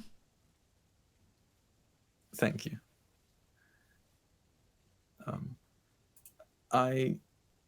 Is there any chance you could deliver it to Strixhaven, or would I need to pick up and carry it? Oh, sure. I can send a courier if you don't want to fuss with it. Yeah, that would be perfect. I think I'm really gonna be carrying an expensive cargo, I suppose. I don't want to have to juggle that as well. Fair enough. Wait. What kind of expensive cargo? Oh, the Zilgraves family, they're having an ascension ball for one of my housemates, Stag. And I'm going to be talking to Mr. Arcadium and some of his colleagues about some of the work I've been doing at Strixhaven. So the expensive cargo is the dress I got tailored, and I don't want to. A Yeah. dress? Like a full gown kind of situation? Yes, I'm not used to it, but my mum said they look nice when I sent pictures and some of the drawn up designs. So. Well, perhaps you can send me one of those pictures. I would love to see you all ready for your first ball. I'm really nervous about it, actually. I don't know what the normal etiquette is. I think you just need to look pretty and don't say anything rude. Okay. And you know, kiss up to the hosts. Kiss. Well, I don't think I would do the kissing up. I kind of see Mr. Arcadium as a colleague. No, maybe not kiss them. No, Like- not kiss. I know you didn't mean kiss them. I know. Like Barry just like immediately like, no, I know. I think when they say that, they remember back to the workshop with Stag being like, Oliver's like, I heard a rumor. so like their face immediately burns up, their ears burn up, and like, no, I know when I didn't mean I know you didn't mean kiss them. I mean kiss up. I know, I don't think I'm going to kiss up to Mr. Arcadian because, as far as I could tell, I think we consider each other on like peers. Yeah, he's a bit higher. Sure. Burgers just doesn't get it. It's like, yeah, I just send random notes to him sometimes about what I'm working on. It seems like a I mean, you do you, Borrow. Again, follow that good instinct we were talking about, and I'm sure you'll be fine. I will. Oh, and you should probably take a date. Oh, I should? Yeah. Okay, I'm gonna need to think on that. Who should I take? Why would I know? I don't know. This is my first ball. Is there like criteria? You could take your mom if you don't have anyone. That would be kind of embarrassing. It would be embarrassing. Yeah. But you could do it. That would be plan B. Okay. I'll put a pin in it for plan B. When you try on your dress, you know, just look in the mirror and think, who would look good on my arm while I wear this? What's the accessory that I need? Okay, what's the accessory I need? The accessory I need. Okay. Okay. Because you're the main I've got event, this. right? You're the main event. And whoever's with you, they're the accessory. Okay. I've got this. Okay. Yeah, I might just ask one of my housemates. They're going anyway, so it'd just be like official that we're going. Right? What? Nothing. Never mind. It was great getting to catch up with you, Olivia. Honestly, I think speaking to you was what I needed. It's always good to see you, little star. It's always good to see you too. And he gives you a kiss on the top of your head, which I think like between all your snakes, like he manages to kiss your head, but they all kind of like, it's kind of like they're being tickled. Yeah. And they're just like,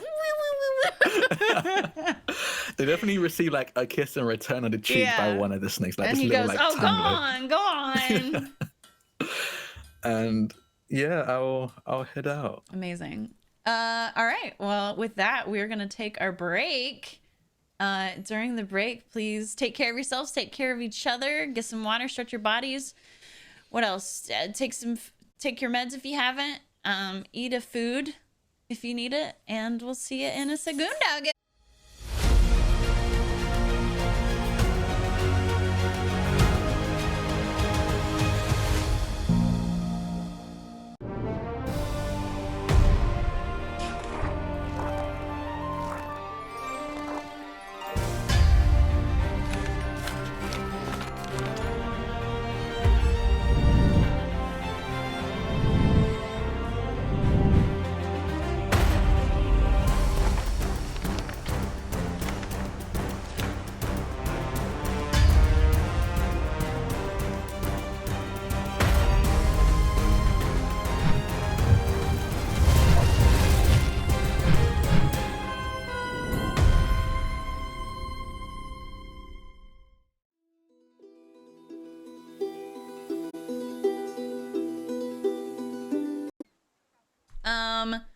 All of you have sort of finished up your business at the two shops that you went to. So what is the plan now? I kind of imagine maybe you know off screen you had a plan to reconvene somewhere after this first part of the excursion. Does that seem reasonable? Absolutely. Yeah. Where was your meeting place meant to be? Oh. Maybe like a Maybe central on- square or something. Yeah. Yeah, or on one of the bridges going over the like river, the Mirror River. That's Oh, super that's cute. I love yeah, that. let's do that. Okay, so yeah, you all meet up at the specified bridge. I imagine it's like early afternoon at this point, so the sun is shining. The mirrored canal is living up to its name. Very reflective. Wowee.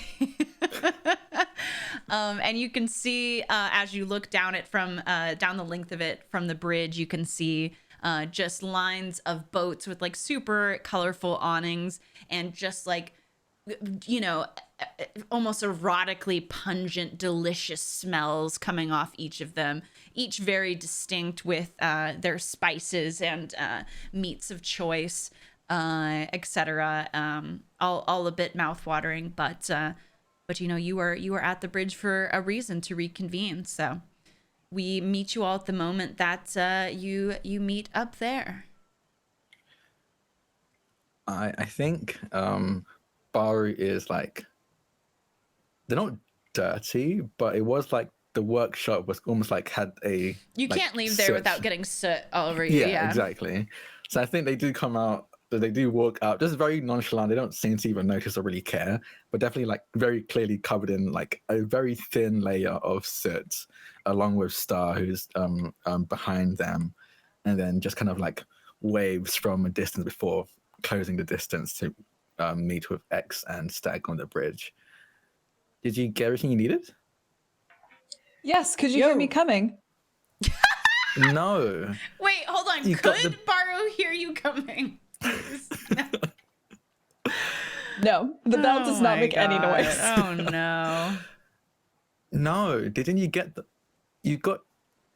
But look, Is it broken? and they like look. No, and they like try to shake it, and it does make a little sound when they try, I think.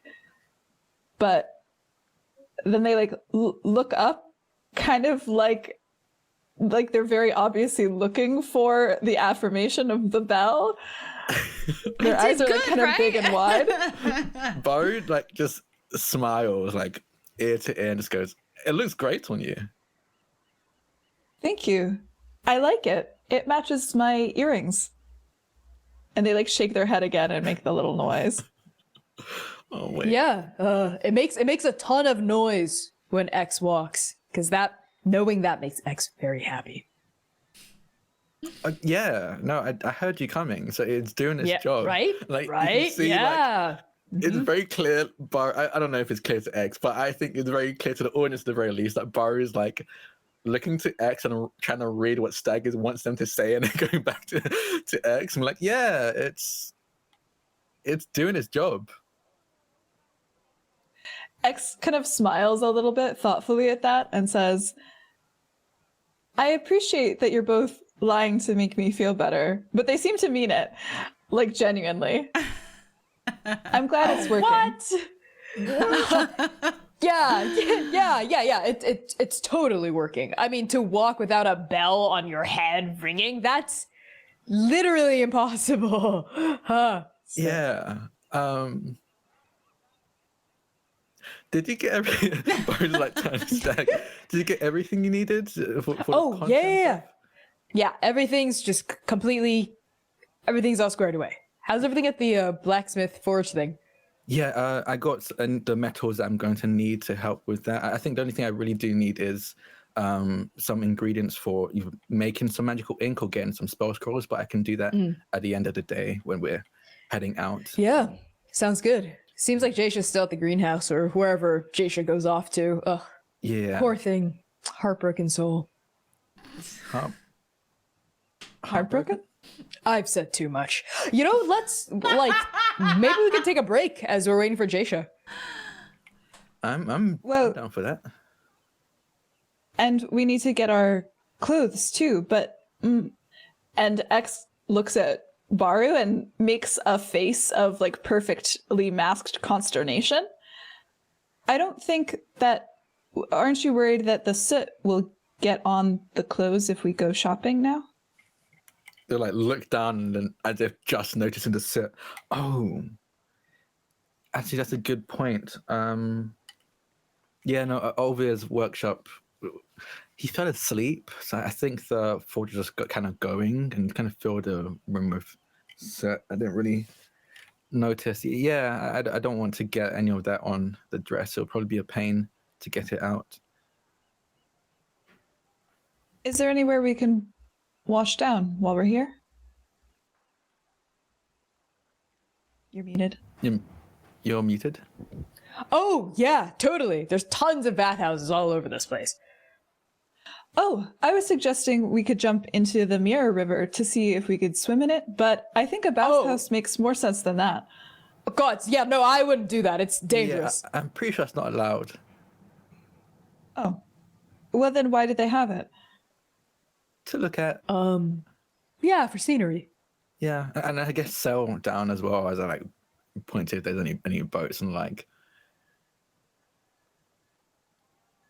Seems rather impractical that you can't wash yourself in water here. Well, you know, I wouldn't trust any water near any kind of city. You know, sewage and all that. We have been around too much sewage for my liking, personally. Yeah. It's real nasty. Do you know any bathhouses that you'd recommend? I haven't actually gone to any bathhouses here before. Would I know any bathhouses I would recommend? The most notable one, which is the one you would know because it's the most ritzy, right? is simply called the Spa. Oh, yeah, the Spa is great. I think it's right down over here across the bridge. Oh, okay. How much does they usually cost? I think I should have enough money left over. Oh, don't worry about it. I have an account there. It's fine. Oh, okay. Are you sure? I can pay half. Yeah, literally, like, it's fine. It's fine. Just I could put it on the dean's card. Do you have the dean's credit card? The portal pass. It should double as an account information. Oh, yeah? See? Is that right? I don't know why I run this game. There's really no point. I'm just here making baseless claims about Vanna's world. Love it. No, I love it. It's our world. And you know what? X could think that, which would be hilarious. Oh my goodness. I would at least think maybe it gets you a discount because like they think you're a professor at the university or something. Professor, yeah. I don't know that you can charge anything to it though. It's like sliding over a like McDonald's coupon trying to buy a Prada bag, and it's like this should cover it. I've got a $10 gift certificate for AMC theaters. So why don't you tell me what I need to know? How much will that get me? Give this person a forklift because they're absolutely reaching.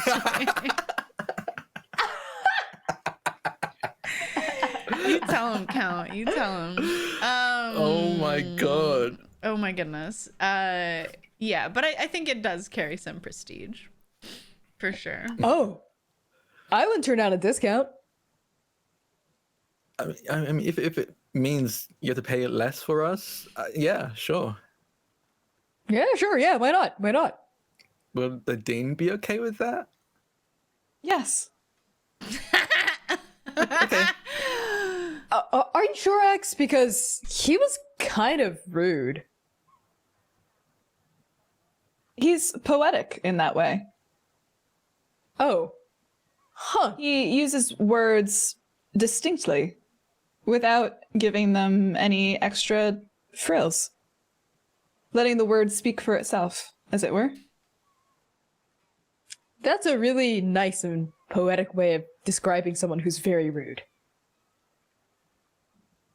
Thank you. All right, then. Well, you know what? If this will be another stick up his ass, let's go for it. Discount time. To the spa, I guess. To the spa. To the spa. Gatekeeping. Yay! Just for everyone at home, the spa is another facet of Siren's magnificent walking marketplace, so make sure you go check that out. The melody grows louder as you step through the threshold and onto the cobblestone path, weaving between hot springs that let off the most exquisite scents. A warm, comforting glow emits from the candles hanging from branches, with several magically floating in midair. The atmosphere is calm, sluggish, intimate, and utterly peaceful. Inside the pools, visitors quietly relax and chatter. Companions discuss their latest adventures. Strangers exchange friendly introductions. Exhausted travelers melt away in the waters with a gentle snore. all while automatons pace back and forth, carrying crisp towels, soothing drinks, and platters of fresh fruit past the many poolside furnishings for customers lie in blissful, massage-induced stupors. So you walk in, that's sort of what you take in, and then someone comes up to you and they've got just that stereotypical customer service smile plastered on their face, and they're trying to maintain the energy, so they're speaking very like quietly and calmly, and they go, "Oh, hello, how can I help you today?" Hi there. Yes, we'd love to get 3 full service packages, please. Does that include, and I like point to Star, does that include my construct, or would I have to pay that separately? I'm happy to pay for That feels like maybe a hazard. Is it? Well, if it were to short circuit in the waters. Oh, it's not electric. It's not powered by electricity. It's all arcane, so it should be fine. Why would it need a bath? It's kind of, and I like a row a finger across it and like wait for someone to sit off. Oh, I see. Well, we have our hot spring soak, which is 1 gold per hour. We have our mud therapy session, which is 10 gold per 10 minutes. We have our steam room, which is 10 gold per 5 minutes. Our massage treatment, which is 10 gold per 30 minutes. And of course, our healing pool, which is 500 gold per service. I mean, the healing pool sounds good to me. The healing pool? I think even Bar like 500 gold! even Bar is like, oh, excuse me. Stag, that's 500 gold. No, just the pool, just the spring. Yeah, Can we do the spring? Just the spring would be Oh, fine. is there a healing spring too? How much is that? There's just the pool. The first one okay. you said. Do you know the first one? The cheaper one? Oh, like the hot spring soak. Sure. Like, are there any add-ons we can get? Like, can we get like a side of like food and maybe some water? How much is it to get like a private one? A private fruit? No. a private hot spring. You know, no one else, just us. Oh, well, they are public, so I would have to charge quite a bit for that. Yeah, no, that's fine. Just put it on my account. Your account. Zoe Graves. And her eyes sort of like widen for a brief second, and she goes, "Oh, of course, right this way." And immediately starts leading you back to one of the hot springs. And before she gets there, she starts whispering like frantically to another attendant. And anyone paying attention can see the attendant going over to one of the hot spring pools and like forcing 2 or 3 people out of it. And she's like, get out now. And they're like, we're not leaving. We paid for it. And she's like, I'll refund you. And she's like tugging, and another attendant has to come over and help like physically remove them to a degree. And so if anyone's paying attention to that, I don't imagine Stag is. Stag literally doesn't notice. Like she is completely unruffled during this entire exchange. Like this is the normalest thing in the world. And she's walking by, like doing some stretches, being like, "Oh yeah, and can we get some like heated towels too, and some cucumber slices?" All complimentary, of course. Thank you. And we might be joined by another person later on. Oh, certainly. I'll keep tabs on how many visitors you have in the pool today. Yeah, absolutely. Thanks. Amazing. So y'all can. Oh, and she I don't know how an actual hot spring works, so bear with me. She indicates, I think maybe like a little stone alcove almost that act as sort of like changing rooms. And I guess I suppose are you guys gonna be naked? It would depend on the policy of the spa. Like usually it's like you have to wear a I mean, swimsuit. it's up to you as players if you want to be naked or if there's like magically swimsuits that fit you. Because I don't imagine you brought any. That's a good point. Drac, I'm a fan of them being naked. I think Beauregard should be very. I think naked. I think this is a naked spa. Like, yeah. And if you would like to remove your clothes, you can do so behind the barrier there, and then there are warm towels ready. awesome. Thanks so much. Yes, call me if you need anything. Totally. And what was your name again? I do not have a name.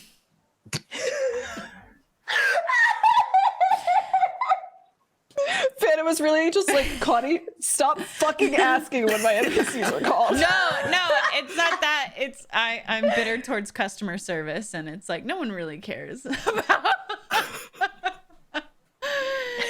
So yes, I respond to you or hey, or a finger snap is my preferred summoning.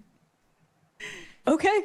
All right. If that's what you prefer, then Yes, the Thank you. more degrading, the better. okay.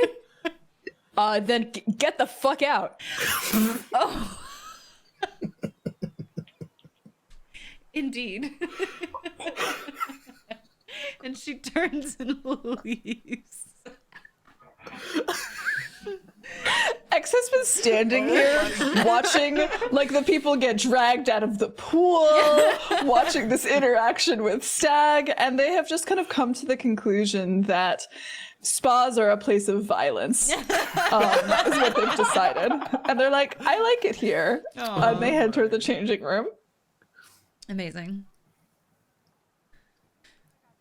Yeah, I mean... Beauregard is speechless. Did you actually say that in character, Connie, or was that like an above game joke? Stag said that in character. If the attendee said the more degrading the better in character, then Stag would say that in character. The customer's always right. No. Oh man. Yeah, no, Beauregard should go into the changing room. Okay. So y'all are getting changed unless there's any conversations you want to have in there. It goes without incident. Are there private stalls so we don't see each other undress? Okay. I think Barry goes into the stall and like you can hear the ruffling of like them taking their clothes off. And I assume there's like some kind of like, I don't know, locker or something that you can put those clothes in. There's a curtain, an ornate curtain. Yeah. And they open and go, hey, there's no swimsuit in here. What do you mean? This isn't a pool. Unless you wanted the healing pool treatment? No, I thought when you go to spas, we have like swimsuit to. Oh, you don't have to worry about that here. I don't. No. Wait, Yeah, no worries about the swimsuit. am I meant to be naked? And on cue, Stag is the first, I think, to stride out naked. And she strides out. She is like impossibly ripped. Like, I cannot overstate how impossibly muscular she is. I think the fog from the hot spring covers any NC-17 parts of her body for Twitch. Like, tastefully covers it. But her hair is still in that braid, right? All of her armor is gone. She's somehow just as big without the armor as she is with it. And she strides forward. We see like the backs of her legs, the thighs are ripped, like the calves are ripped, right? Her traps are ripped as she like strides toward the bath. And she is surprisingly unscarred. The only actual scar on her body is on her face and some like minor scarring along like her chest and her back, but nothing else. Like, she looks like someone who has trained a lot and fought very little.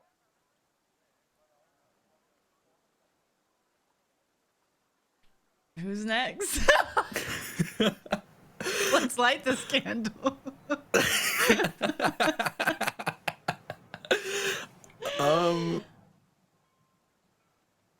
I don't know. I think Bargo takes a bit. Like, Yeah, to it psych might have themselves to be up. you, X.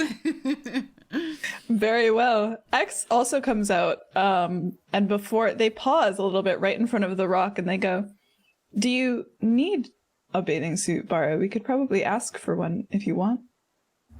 No, it's fine. If this is what we normally do, it's fine. I'm okay. I just give me a second. Just give me a second.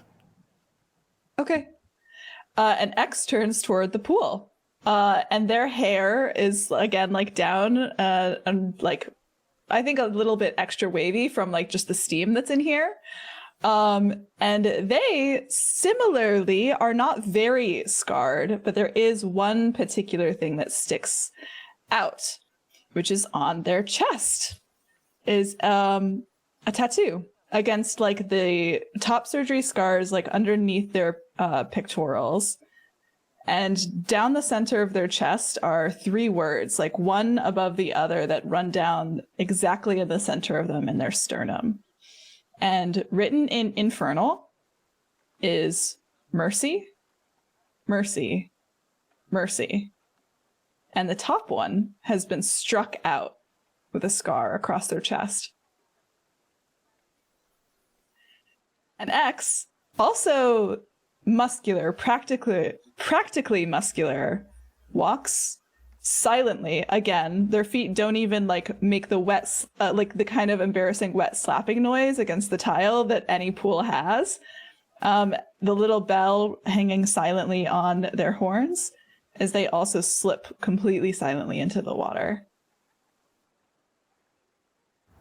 I think you hear some rustling, and then like the curtains. It seems like there are curtains in front of our changing rooms, not like a door. The curtains like spread apart, and you see Star step out first, like obviously completely unchanged. They're just a construct, and then behind Star, you see Baru kind of like peek out from behind to see everyone just out and proud. And then they kind of duck behind Star again and go, okay, it's fine. It's fine. Why are you embarrassed? Everyone's doing it. This is normal. Okay. And they're gonna step out from behind Star. And I think the main thing about them is that they're not ripped. They're not like ripped like Stag. And I think not even quite as muscular as even X, but I think they are very toned from just they lug heavy metals around. They do heavy like hardcore blacksmithing. I think most of all their arms are probably the most toned thing about them. But they're definitely like covering themselves up, even with the tasteful mist covering the necessary parts. They're definitely like holding themselves a little bit meek, a little bit shy, as they kind of like scurry over, definitely making the wet slapping sound of their feet against the tile. They hurry over and then just like immediately jump into the pool and just like sink up to their neck as quickly as they can. Yeah, But I in think the when you do glimpse- that, there's other people at the spa that because you just like cannonballed into the pool. So you have your own private pool, but there are other pools near to you, and everybody like turns and it's like, what the? and you kind of like sink further down. But in the blur, you can see that, of course, they have the scales kind of like near their forehead as it connects to the snakes in their hair, but they have patches of scales on the back of their arms and their shoulders and their like behind their thigh and the outer thigh as well. Just more signs of their serpentine nature as they sink beneath the waters. And I think actually, if you catch a glimpse of the back of them, you can see that on the back of their forearm, on the back of their bicep is a deep scar that's been long healed over, but it's like a dark scar that's directly vertical along their arm, but they sink into the water. And Star like just casually, very slowly follows suit. And kind of, I think they Star just sits at the edge. They have Star sit at the edge of the water and just have their feet in the pool.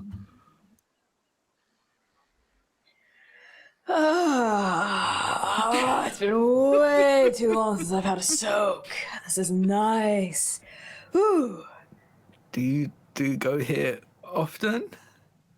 Not really. Not super often. I really like hot springs and massages and any kind of spa treatment, but it's been like at least 2 years since I've been to the spa. Oh, okay.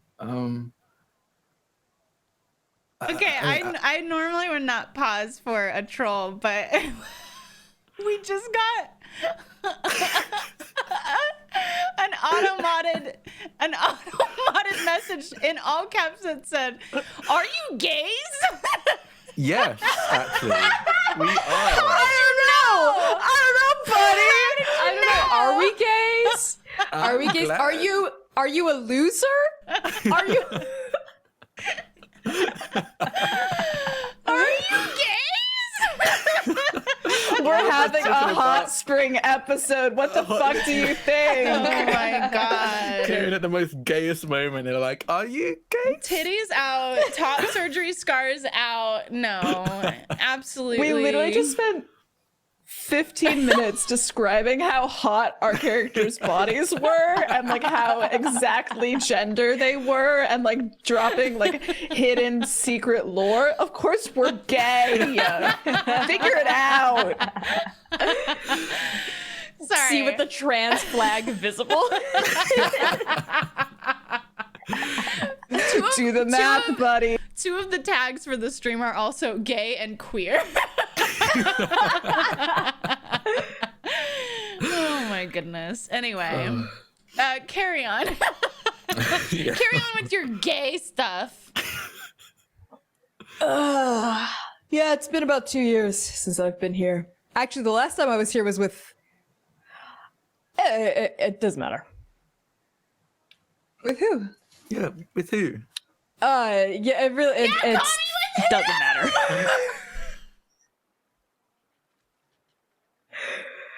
Just someone, you know. Is it a secret? I mean, if you don't want to say, it's fine. I don't want to pressure you or anything. I was seeing someone at the time, and you know. Wait, do I know Like- this person? Would Baragosh know that? Would Baru know about Celia? No. Oh, we're friends, right? Or acquaintances, at least. Yeah, I think we've been acquainted. That's up to you, Connie, if that's something you Yeah. shared. Then I think you would know, just because like you would have picked up on Stag has swung around common areas with this person that you would have realized was this person got Celia. And yeah, Stag used to hang out with this person quite a lot, and then they just kind of stopped. Maybe like a year ago. Okay, I could be like, I don't remember you being. Does Celia? Are they a friend of Celia's? I know you were hanging out with her a lot. Oh, it was Celia. It was Celia? Yeah. I thought you were just good friends. What? No, we. I thought you were just gals being pals. No, Baru, we dated. That explains a Oh. lot. Yeah, like why we kissed in front of you, probably? I wasn't really paying attention. Yeah, that's true. Oh, Celia was nice. Oh. What happened? Oh, it's a long story. I mean, again, I you haven't don't. gotten If the it's too much, chance I'm to sorry for poking. meet them. Did they used to live at Zula House? No, they didn't. This was back in undergrad. You know, this first year being grad student and all that. Yeah, no, this was like junior, senior year of undergrad. So no, they never lived at Soul House. Oh, where do they live now? I mean, they're also a grad student. I think, is that true, Vanna? No, they're not. They're I not mean, grad it's students. up to you. It's up to you. But I thought maybe that's why you hadn't seen them in a long time is because they didn't stay on for graduate. They didn't go to grad school. Okay, yeah. Oh no, they're off doing their own thing. They didn't come back to Strix or grad school. Oh, I see. That's why we've never met. And I mean, we broke up, you know, a while ago. So I'm so sorry. I would have been there to. Oh no, you don't have to say sorry for it's fine. It was very mutual. Okay. I mean, as Yeah. long as you're okay.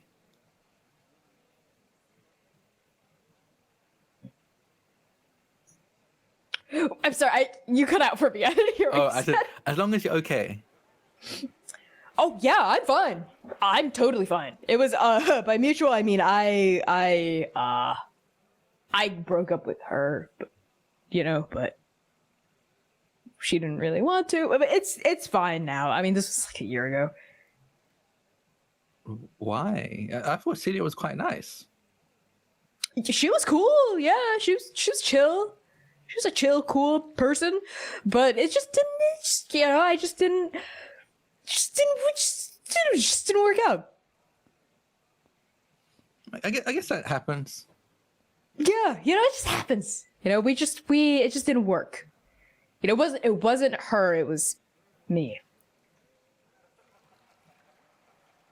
What about you? I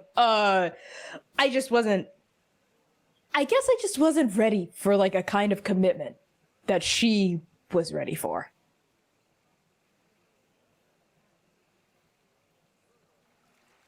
Yeah.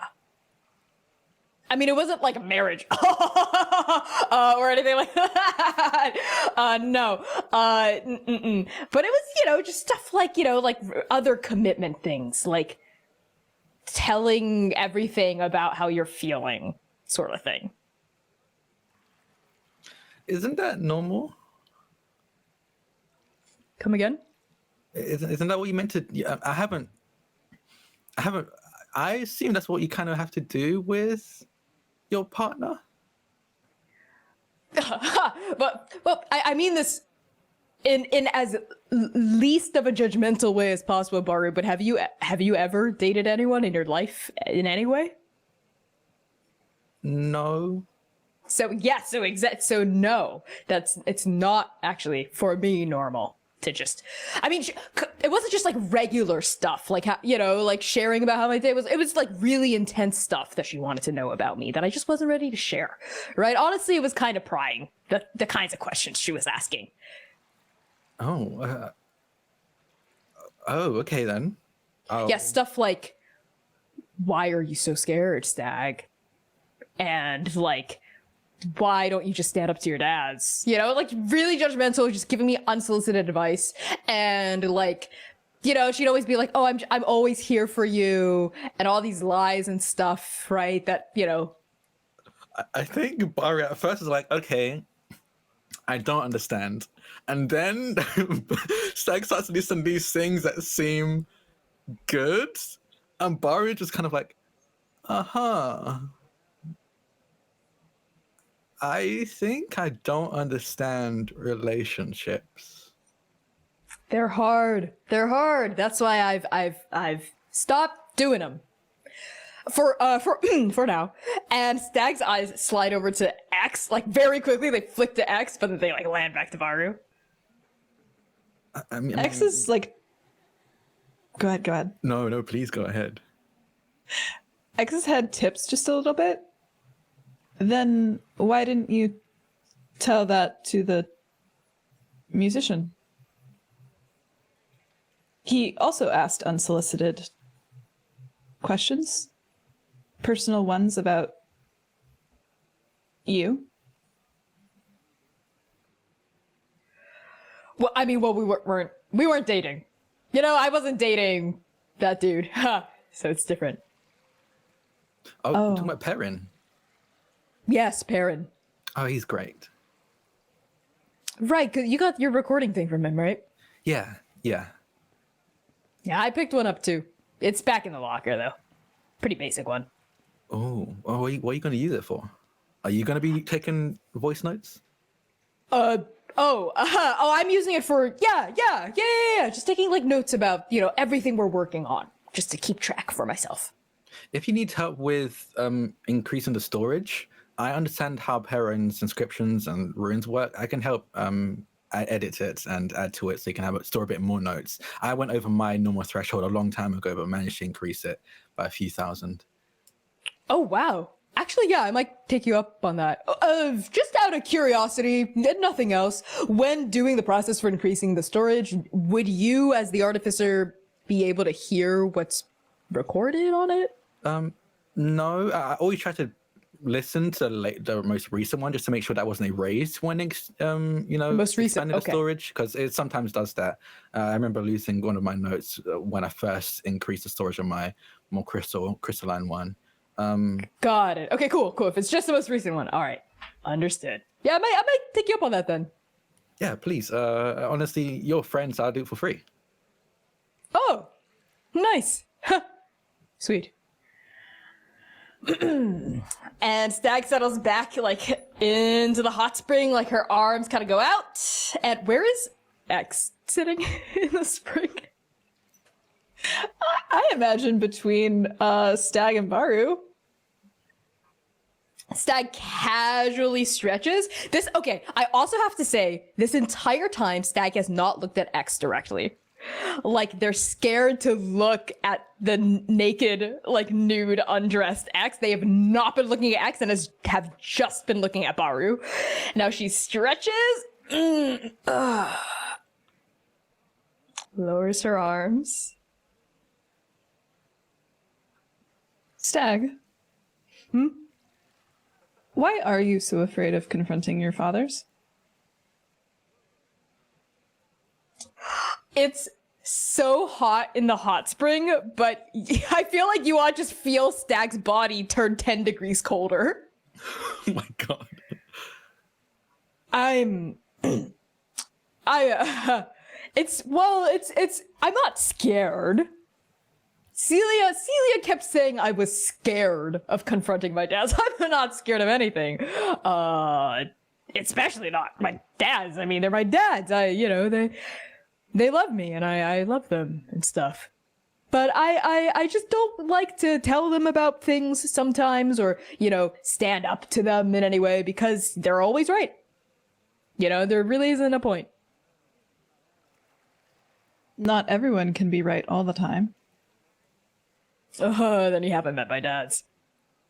I mean, I have. Mr. Arcadian's made some mistakes when it came to predicting how some of the additions and edits to the runes we've used for Star, in fact, would turn out.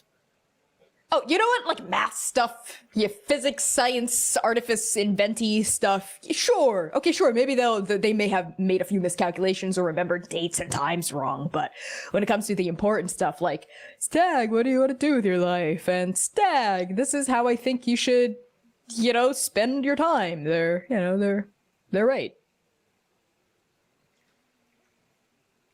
Wait, don't you want to be studying the history of war? I assumed that's what you chose because you like doing it.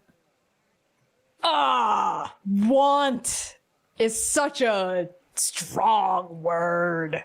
Do any of us truly ever want anything? Or do we just do what's best for everyone? Desire and execution are two sides of the same coin.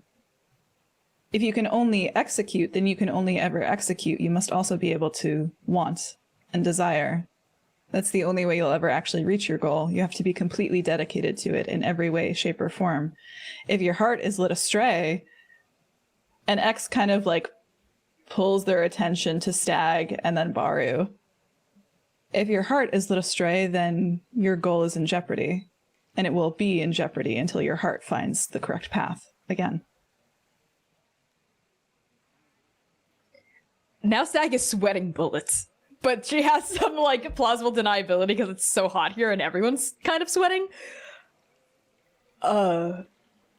Yeah, that. I mean, my goal is to ascend, which I know is kind of complicated now given everything we've learned. But that aside, work talk outside of the spa. But that generally speaking, that is my goal, and to get there, what I want, or rather, what I need is to do this war thing. Is it what your heart believes in?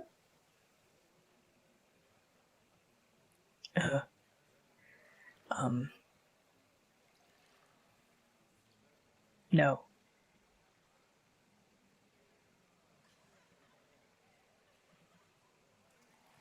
What does your heart believe in? Oh, I don't know. Stag. You can tell her.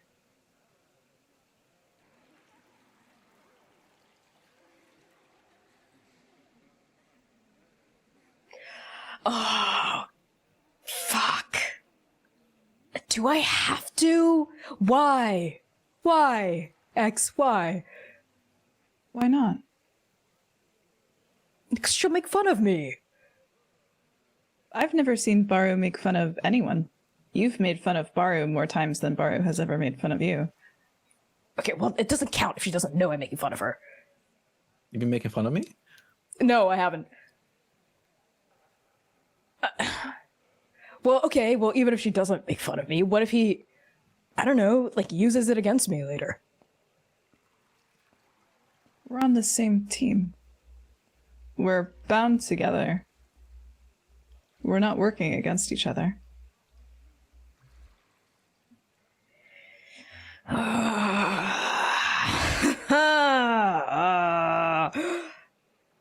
Okay, Baru, Yeah. what I'm about to tell you, you cannot repeat outside of the spa room.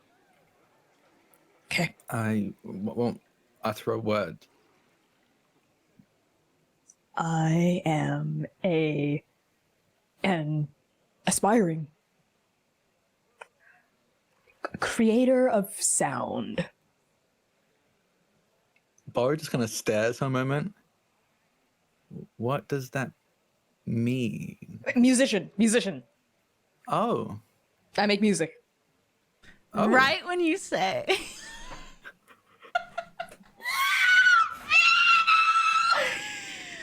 Right when you say music, the harpist that had been playing in the bathhouse the entire time stops. Their song ends. And it's that moment between the song ending and the very quiet round of applause that you, at a normal volume, but for a bathhouse, you're essentially yelling. You say, "I'm a musician." And everybody in the bathhouse turns to look at you. You're so fucking evil. And do you look around? Yes. Well, Stag freezes. She, like a stone statue. She can feel everyone turning to look in her direction. Give me a perception check. Okay. Oh my god. 16? You see, you like freeze, then turn and look, right? And in one of the farther pools, you see that one of the faces that has turned to look at you.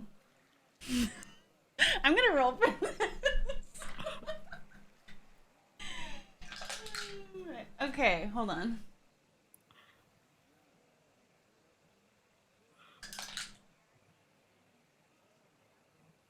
Oh no. What is happening? You see one of the people that has turned to look at you is your father.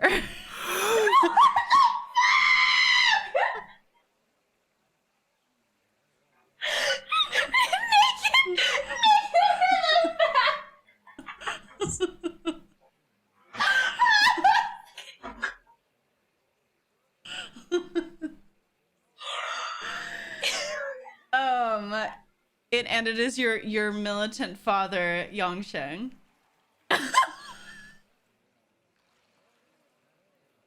You see, I am in misery.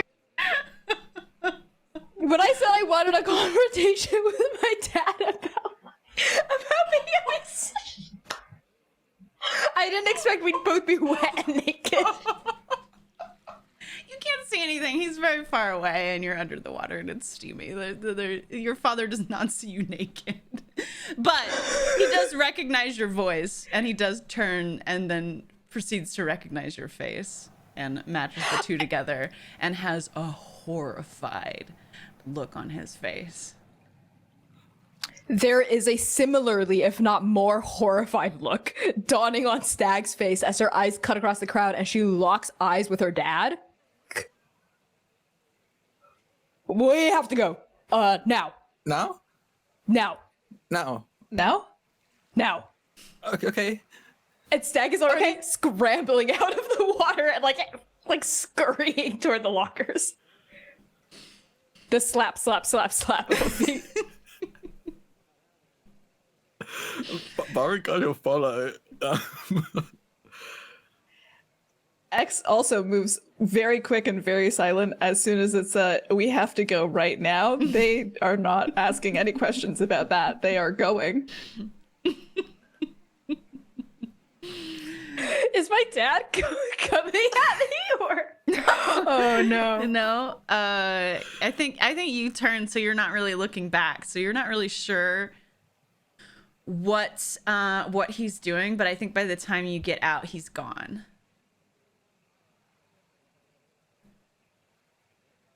Yeah, I think there's a moment where like Stag, maybe we're like heading out of the bathhouse. We've all pulled on our clothes, like toweled off, right? Like we're all fully dressed now, out on like the street. We're like on our way out of the bathhouse.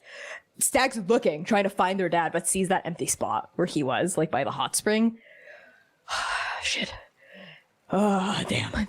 Well, maybe he didn't hear. It was kind of loud and misty and foggy. Maybe he was just weirded out that I was here with people or something. Yeah, maybe that's Did it. you see your ex? Huh? No. No, Celia uses they, she pronouns. No, I saw one of my dads at one of the hot spring things. And remember when I told you what I just told you doesn't leave this room? Well, it's because they don't know. Well, they do kind of know. They told me to stop, and I haven't. Why would they tell you to stop? Because he thinks music is silly. A silly way to try to ascend. Doesn't fit us.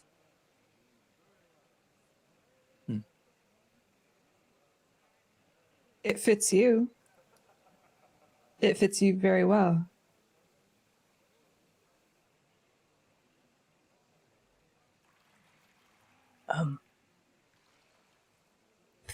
Thanks.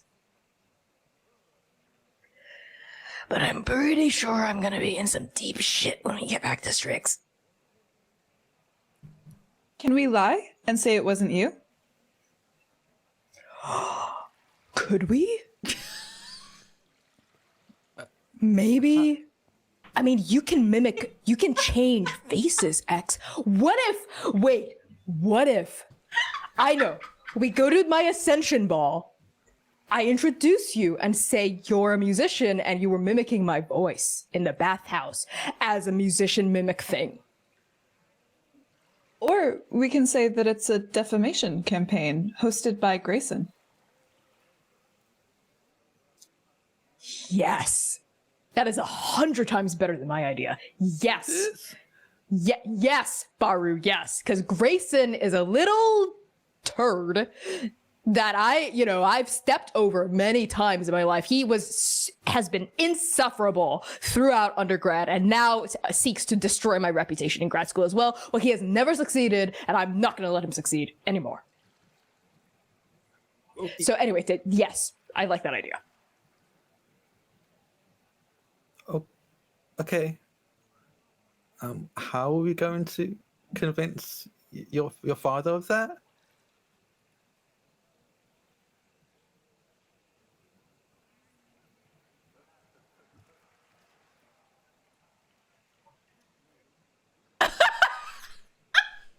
Barry just kind of like looks between Stag and Eggs when they ask this. I mean, as far as I could tell, Grayson wasn't around, but we very much were. Unless Grayson was around. And Stag looks at X. Well, unless we find your father, I don't know if using that magic right now would do us any particular good. But what if Grayson was at the Ascension Ball? I have to invite Grayson.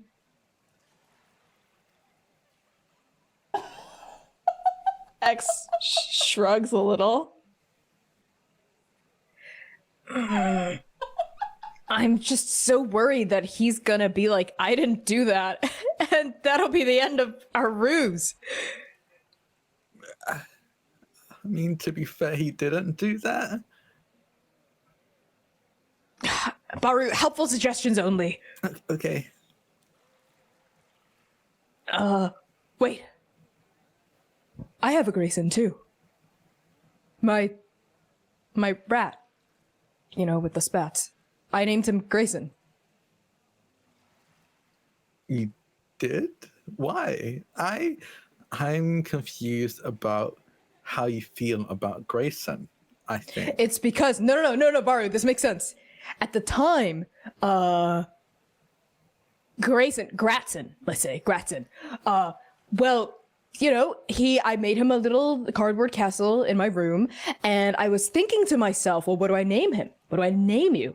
And I was thinking, get this, what if I made Gratson so popular, so beloved by Strixhaven that everyone in Strixhaven who now thinks of the name Grayson thinks of Gratson. And this way, person Grayson becomes irrelevant forever. Outshone by a rat.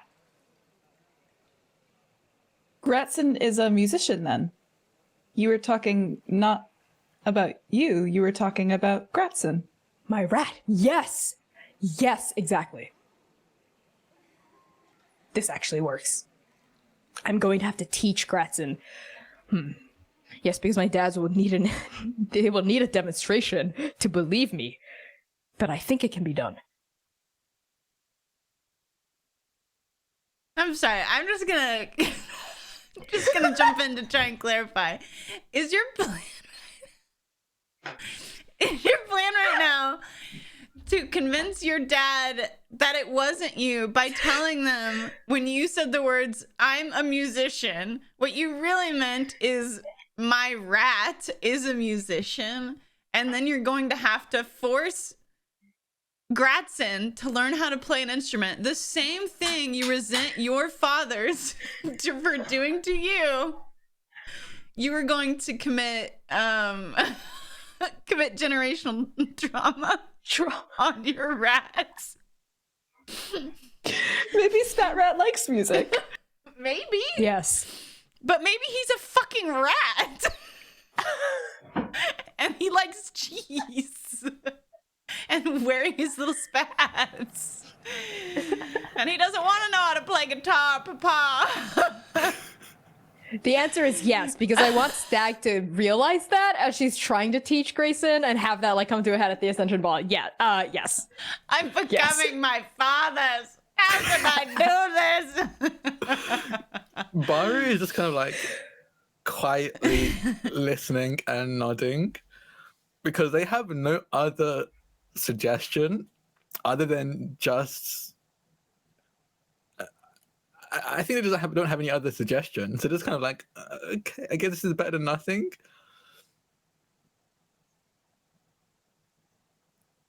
Yeah.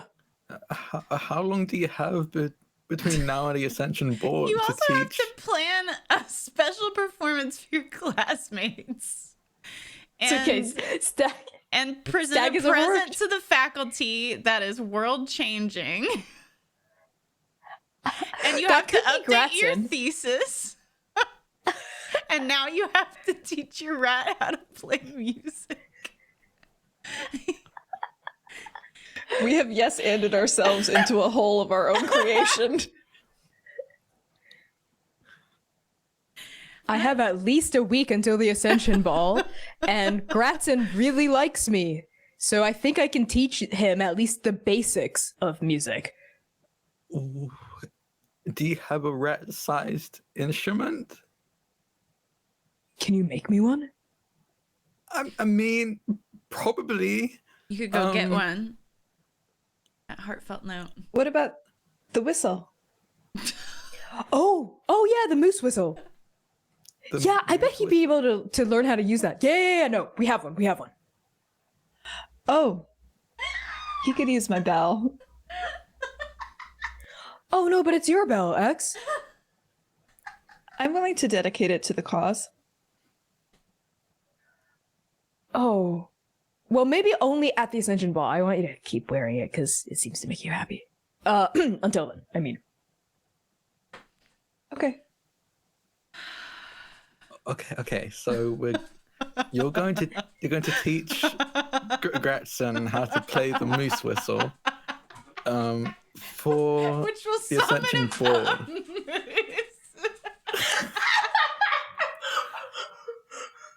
I think I'm sorry, does Stag not understand that it will summon a moose? She thought Perrin was being metaphorical. It's just moose shaped, darling. It's its own. It's why it was 500 gold pieces. No magical properties whatsoever. Incredible. Okay. I mean, you have a week, I suppose. You could do it. Yeah, no, I think I can. Okay. Wait, that's right. It also doesn't produce any sound.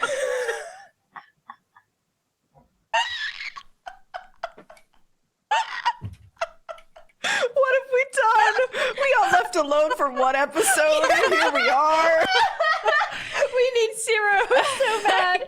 We need Zero and Jason. My answer to my question at the start of stream is if this would be less or more feral. Yeah. It's definitely more feral. More feral, 100%. Oh my Bargas god. sees all of what's wrong with this, but doesn't have enough, I don't know, of a backbone. I don't know. There are people Emotional pleaser. energy. They just want to please everyone around. So like, yeah, okay. Perfect. Oh, but before we go ahead with this plan, Baru, you're like the smart one. What do you think? Thank you. Huh? Would it work? Come on, keep up. Of my plan to teach Gratson how to play the moose whistle so I can convince my dads that I was talking about my rat being a musician at the hot spring, and at the same time so I can convince the entirety of Strix to love Gratson more than Grayson. I think that's where we'll end the episode.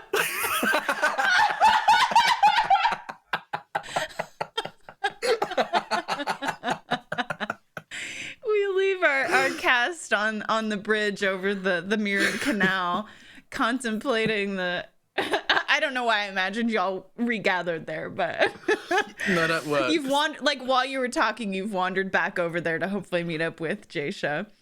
And Bar is just standing in stunned silence as Stag looks on expectantly, and who knows what thoughts are traveling through Ecstasy's head. I couldn't say. X just got here. They think this is normal. They're like, yeah, I just logged into being a person like last month, so this is part of the course.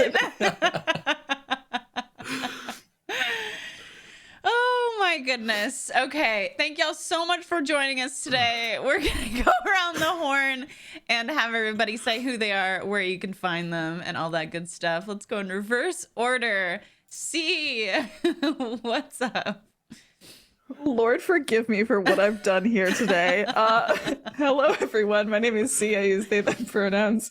You can find me making very trans, very gay art on the internet at PieSharpArt. If you liked what I did here today, I don't know what that says about you or me, so I don't know. You can see what else I'm up to on my Twitter at PieSharpArt. Tonight is Arc 8, Episode 5 of Transplanar RPG's The Second Stranger. We're in our final arc. We have 4 more episodes. This is a really good episode. I will give you all a minor spoiler. Tonight, I deal as a level 20 Blood Hunter 464 points of damage in a single turn. I Come see it. As someone who enjoys dealing damage, I would like you to show me the flowchart of this, please. See. I will. Because it was truly the most incredible role that I've ever had of any of my tabletop career. So please come watch it. It'd be great to have you in chat. That's at 8 p.m. tonight. I'll let Connie talk to you about it more. I'm also in lots of stuff coming up, and that's still currently going. So just check out my Twitter to see where I'm at any given time. And with that, I'll pass it to Drac. Hi, I'm Drac, or Draconics. You can find me on Twitter at Draconics, that's DRAKONIQUES. Today I played Barugosh, the Gorgon inventor and the speechless one. That question at the end. Oh God. You can find me streaming all over the place. Honestly, following me on Twitter is the best way to figure out what I'm doing at any given moment. But I'm a TTRPG writer, actual play producer, performer, as you can see here today. I think the only thing I will shout out is that every Tuesday at 4 p.m. Eastern, over on Table Story, I'm in a campaign called Kingmakers. We recently traveled to modern New York, and I'm trying to get you to know, we were in a fantasy setting. So I'm playing a king from a fantasy setting, finding himself in modern day New York. His whole outfit changed everything. So if you enjoy that kind of out of placeness, please do come and watch, because it is wild. And recently announced over on Roll For It, just roll the number 4 it on Twitch at 10 a.m. Pacific. I'm over in a Pathfinder campaign that's premiering called Veil Torn. I don't know how much I'm allowed to say about it, but I'm very excited for my character because it is heavily based and inspired by many anime characters. So let's see how many you can guess. A shocker. But yeah, it's gonna be a lot of fun. Yeah, that's it from me, Connie. It's me, Con. Hi, everyone. I've been Connie, pronouns they, he, she. You can find me across the internet at by Connie Chong, BYCONNICHANG. I play Mystigogue, Stag, Zwug Graves, they, she pronouns, everyone's favorite Goliath barbarian, Shibo?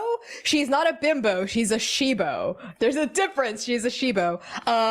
Slash rat trainer, slash best idea person. She's the best idea person that this stream has ever known. Outside of that, I am the game master and creative producer for Transplanar RPG. We are an all transgender POC-led dark fantasy D&D show set in an original non-colonial anti-orientalist world. And as C mentioned, Arc 8 episode 5 is coming out literally tonight in a few hours at 8 p.m. US Eastern time. That's 5 p.m. Pacific. And we have 4 episodes left until the end of our main campaign. This is the first of those 4 episodes, and then after this, it's 3 more episodes, and then we're done. And everything's pre-recorded with full background music, sound effects, editing, audio mixing, all of that good stuff. C is our VOD editor and has done an amazing job this entire campaign editing these videos. It's tightly paced, lots of drama, lots of emotion, lots of really cool combat, lots of cool plot twists. We'd love to have you all hang out and chat with us. Twitch.tv/transplanar RPG. It's a big one, and the episodes after Arcade episode 5 are just bigger. They just get bigger until we hit the grand finale and the show's over.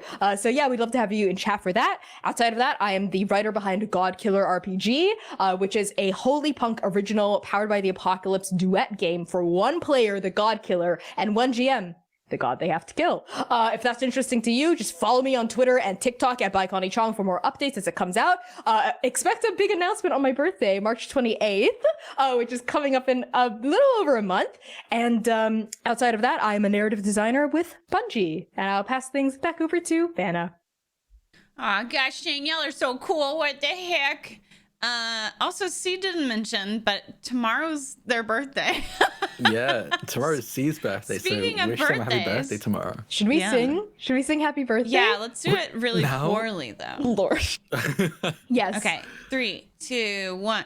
Happy birthday to you. Happy birthday to you. Happy birthday, dear C. Happy birthday to you. Thank you. You're all too sweet to me. On channel 4.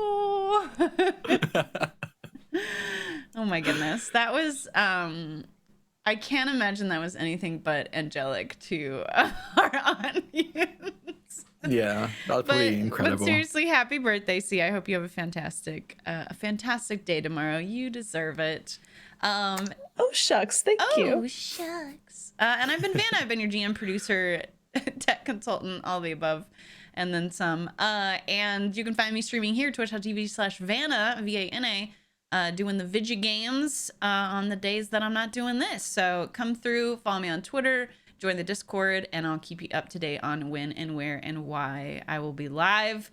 And I think that's all I got. Thank you so much to the mods. Always keep it safe, friendly, and fun in here. Y'all are the bee's knees. And we should have a full cast for you next week.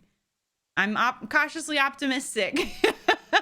But we only have 2 episodes left after this. So next week will be penultimate, and then we'll have our finale, which I think we're shooting for an Ascension Ball finale. So make sure you stay caught up so that you are ready to go when that happens. But in the meantime, let's go raid a good friend. If you don't have my emotes, any heart or hype emotes will do. But please drop that in some of their chat and drop a follow. And we will see you, same bat place, same bat channel, next week. Goodbye.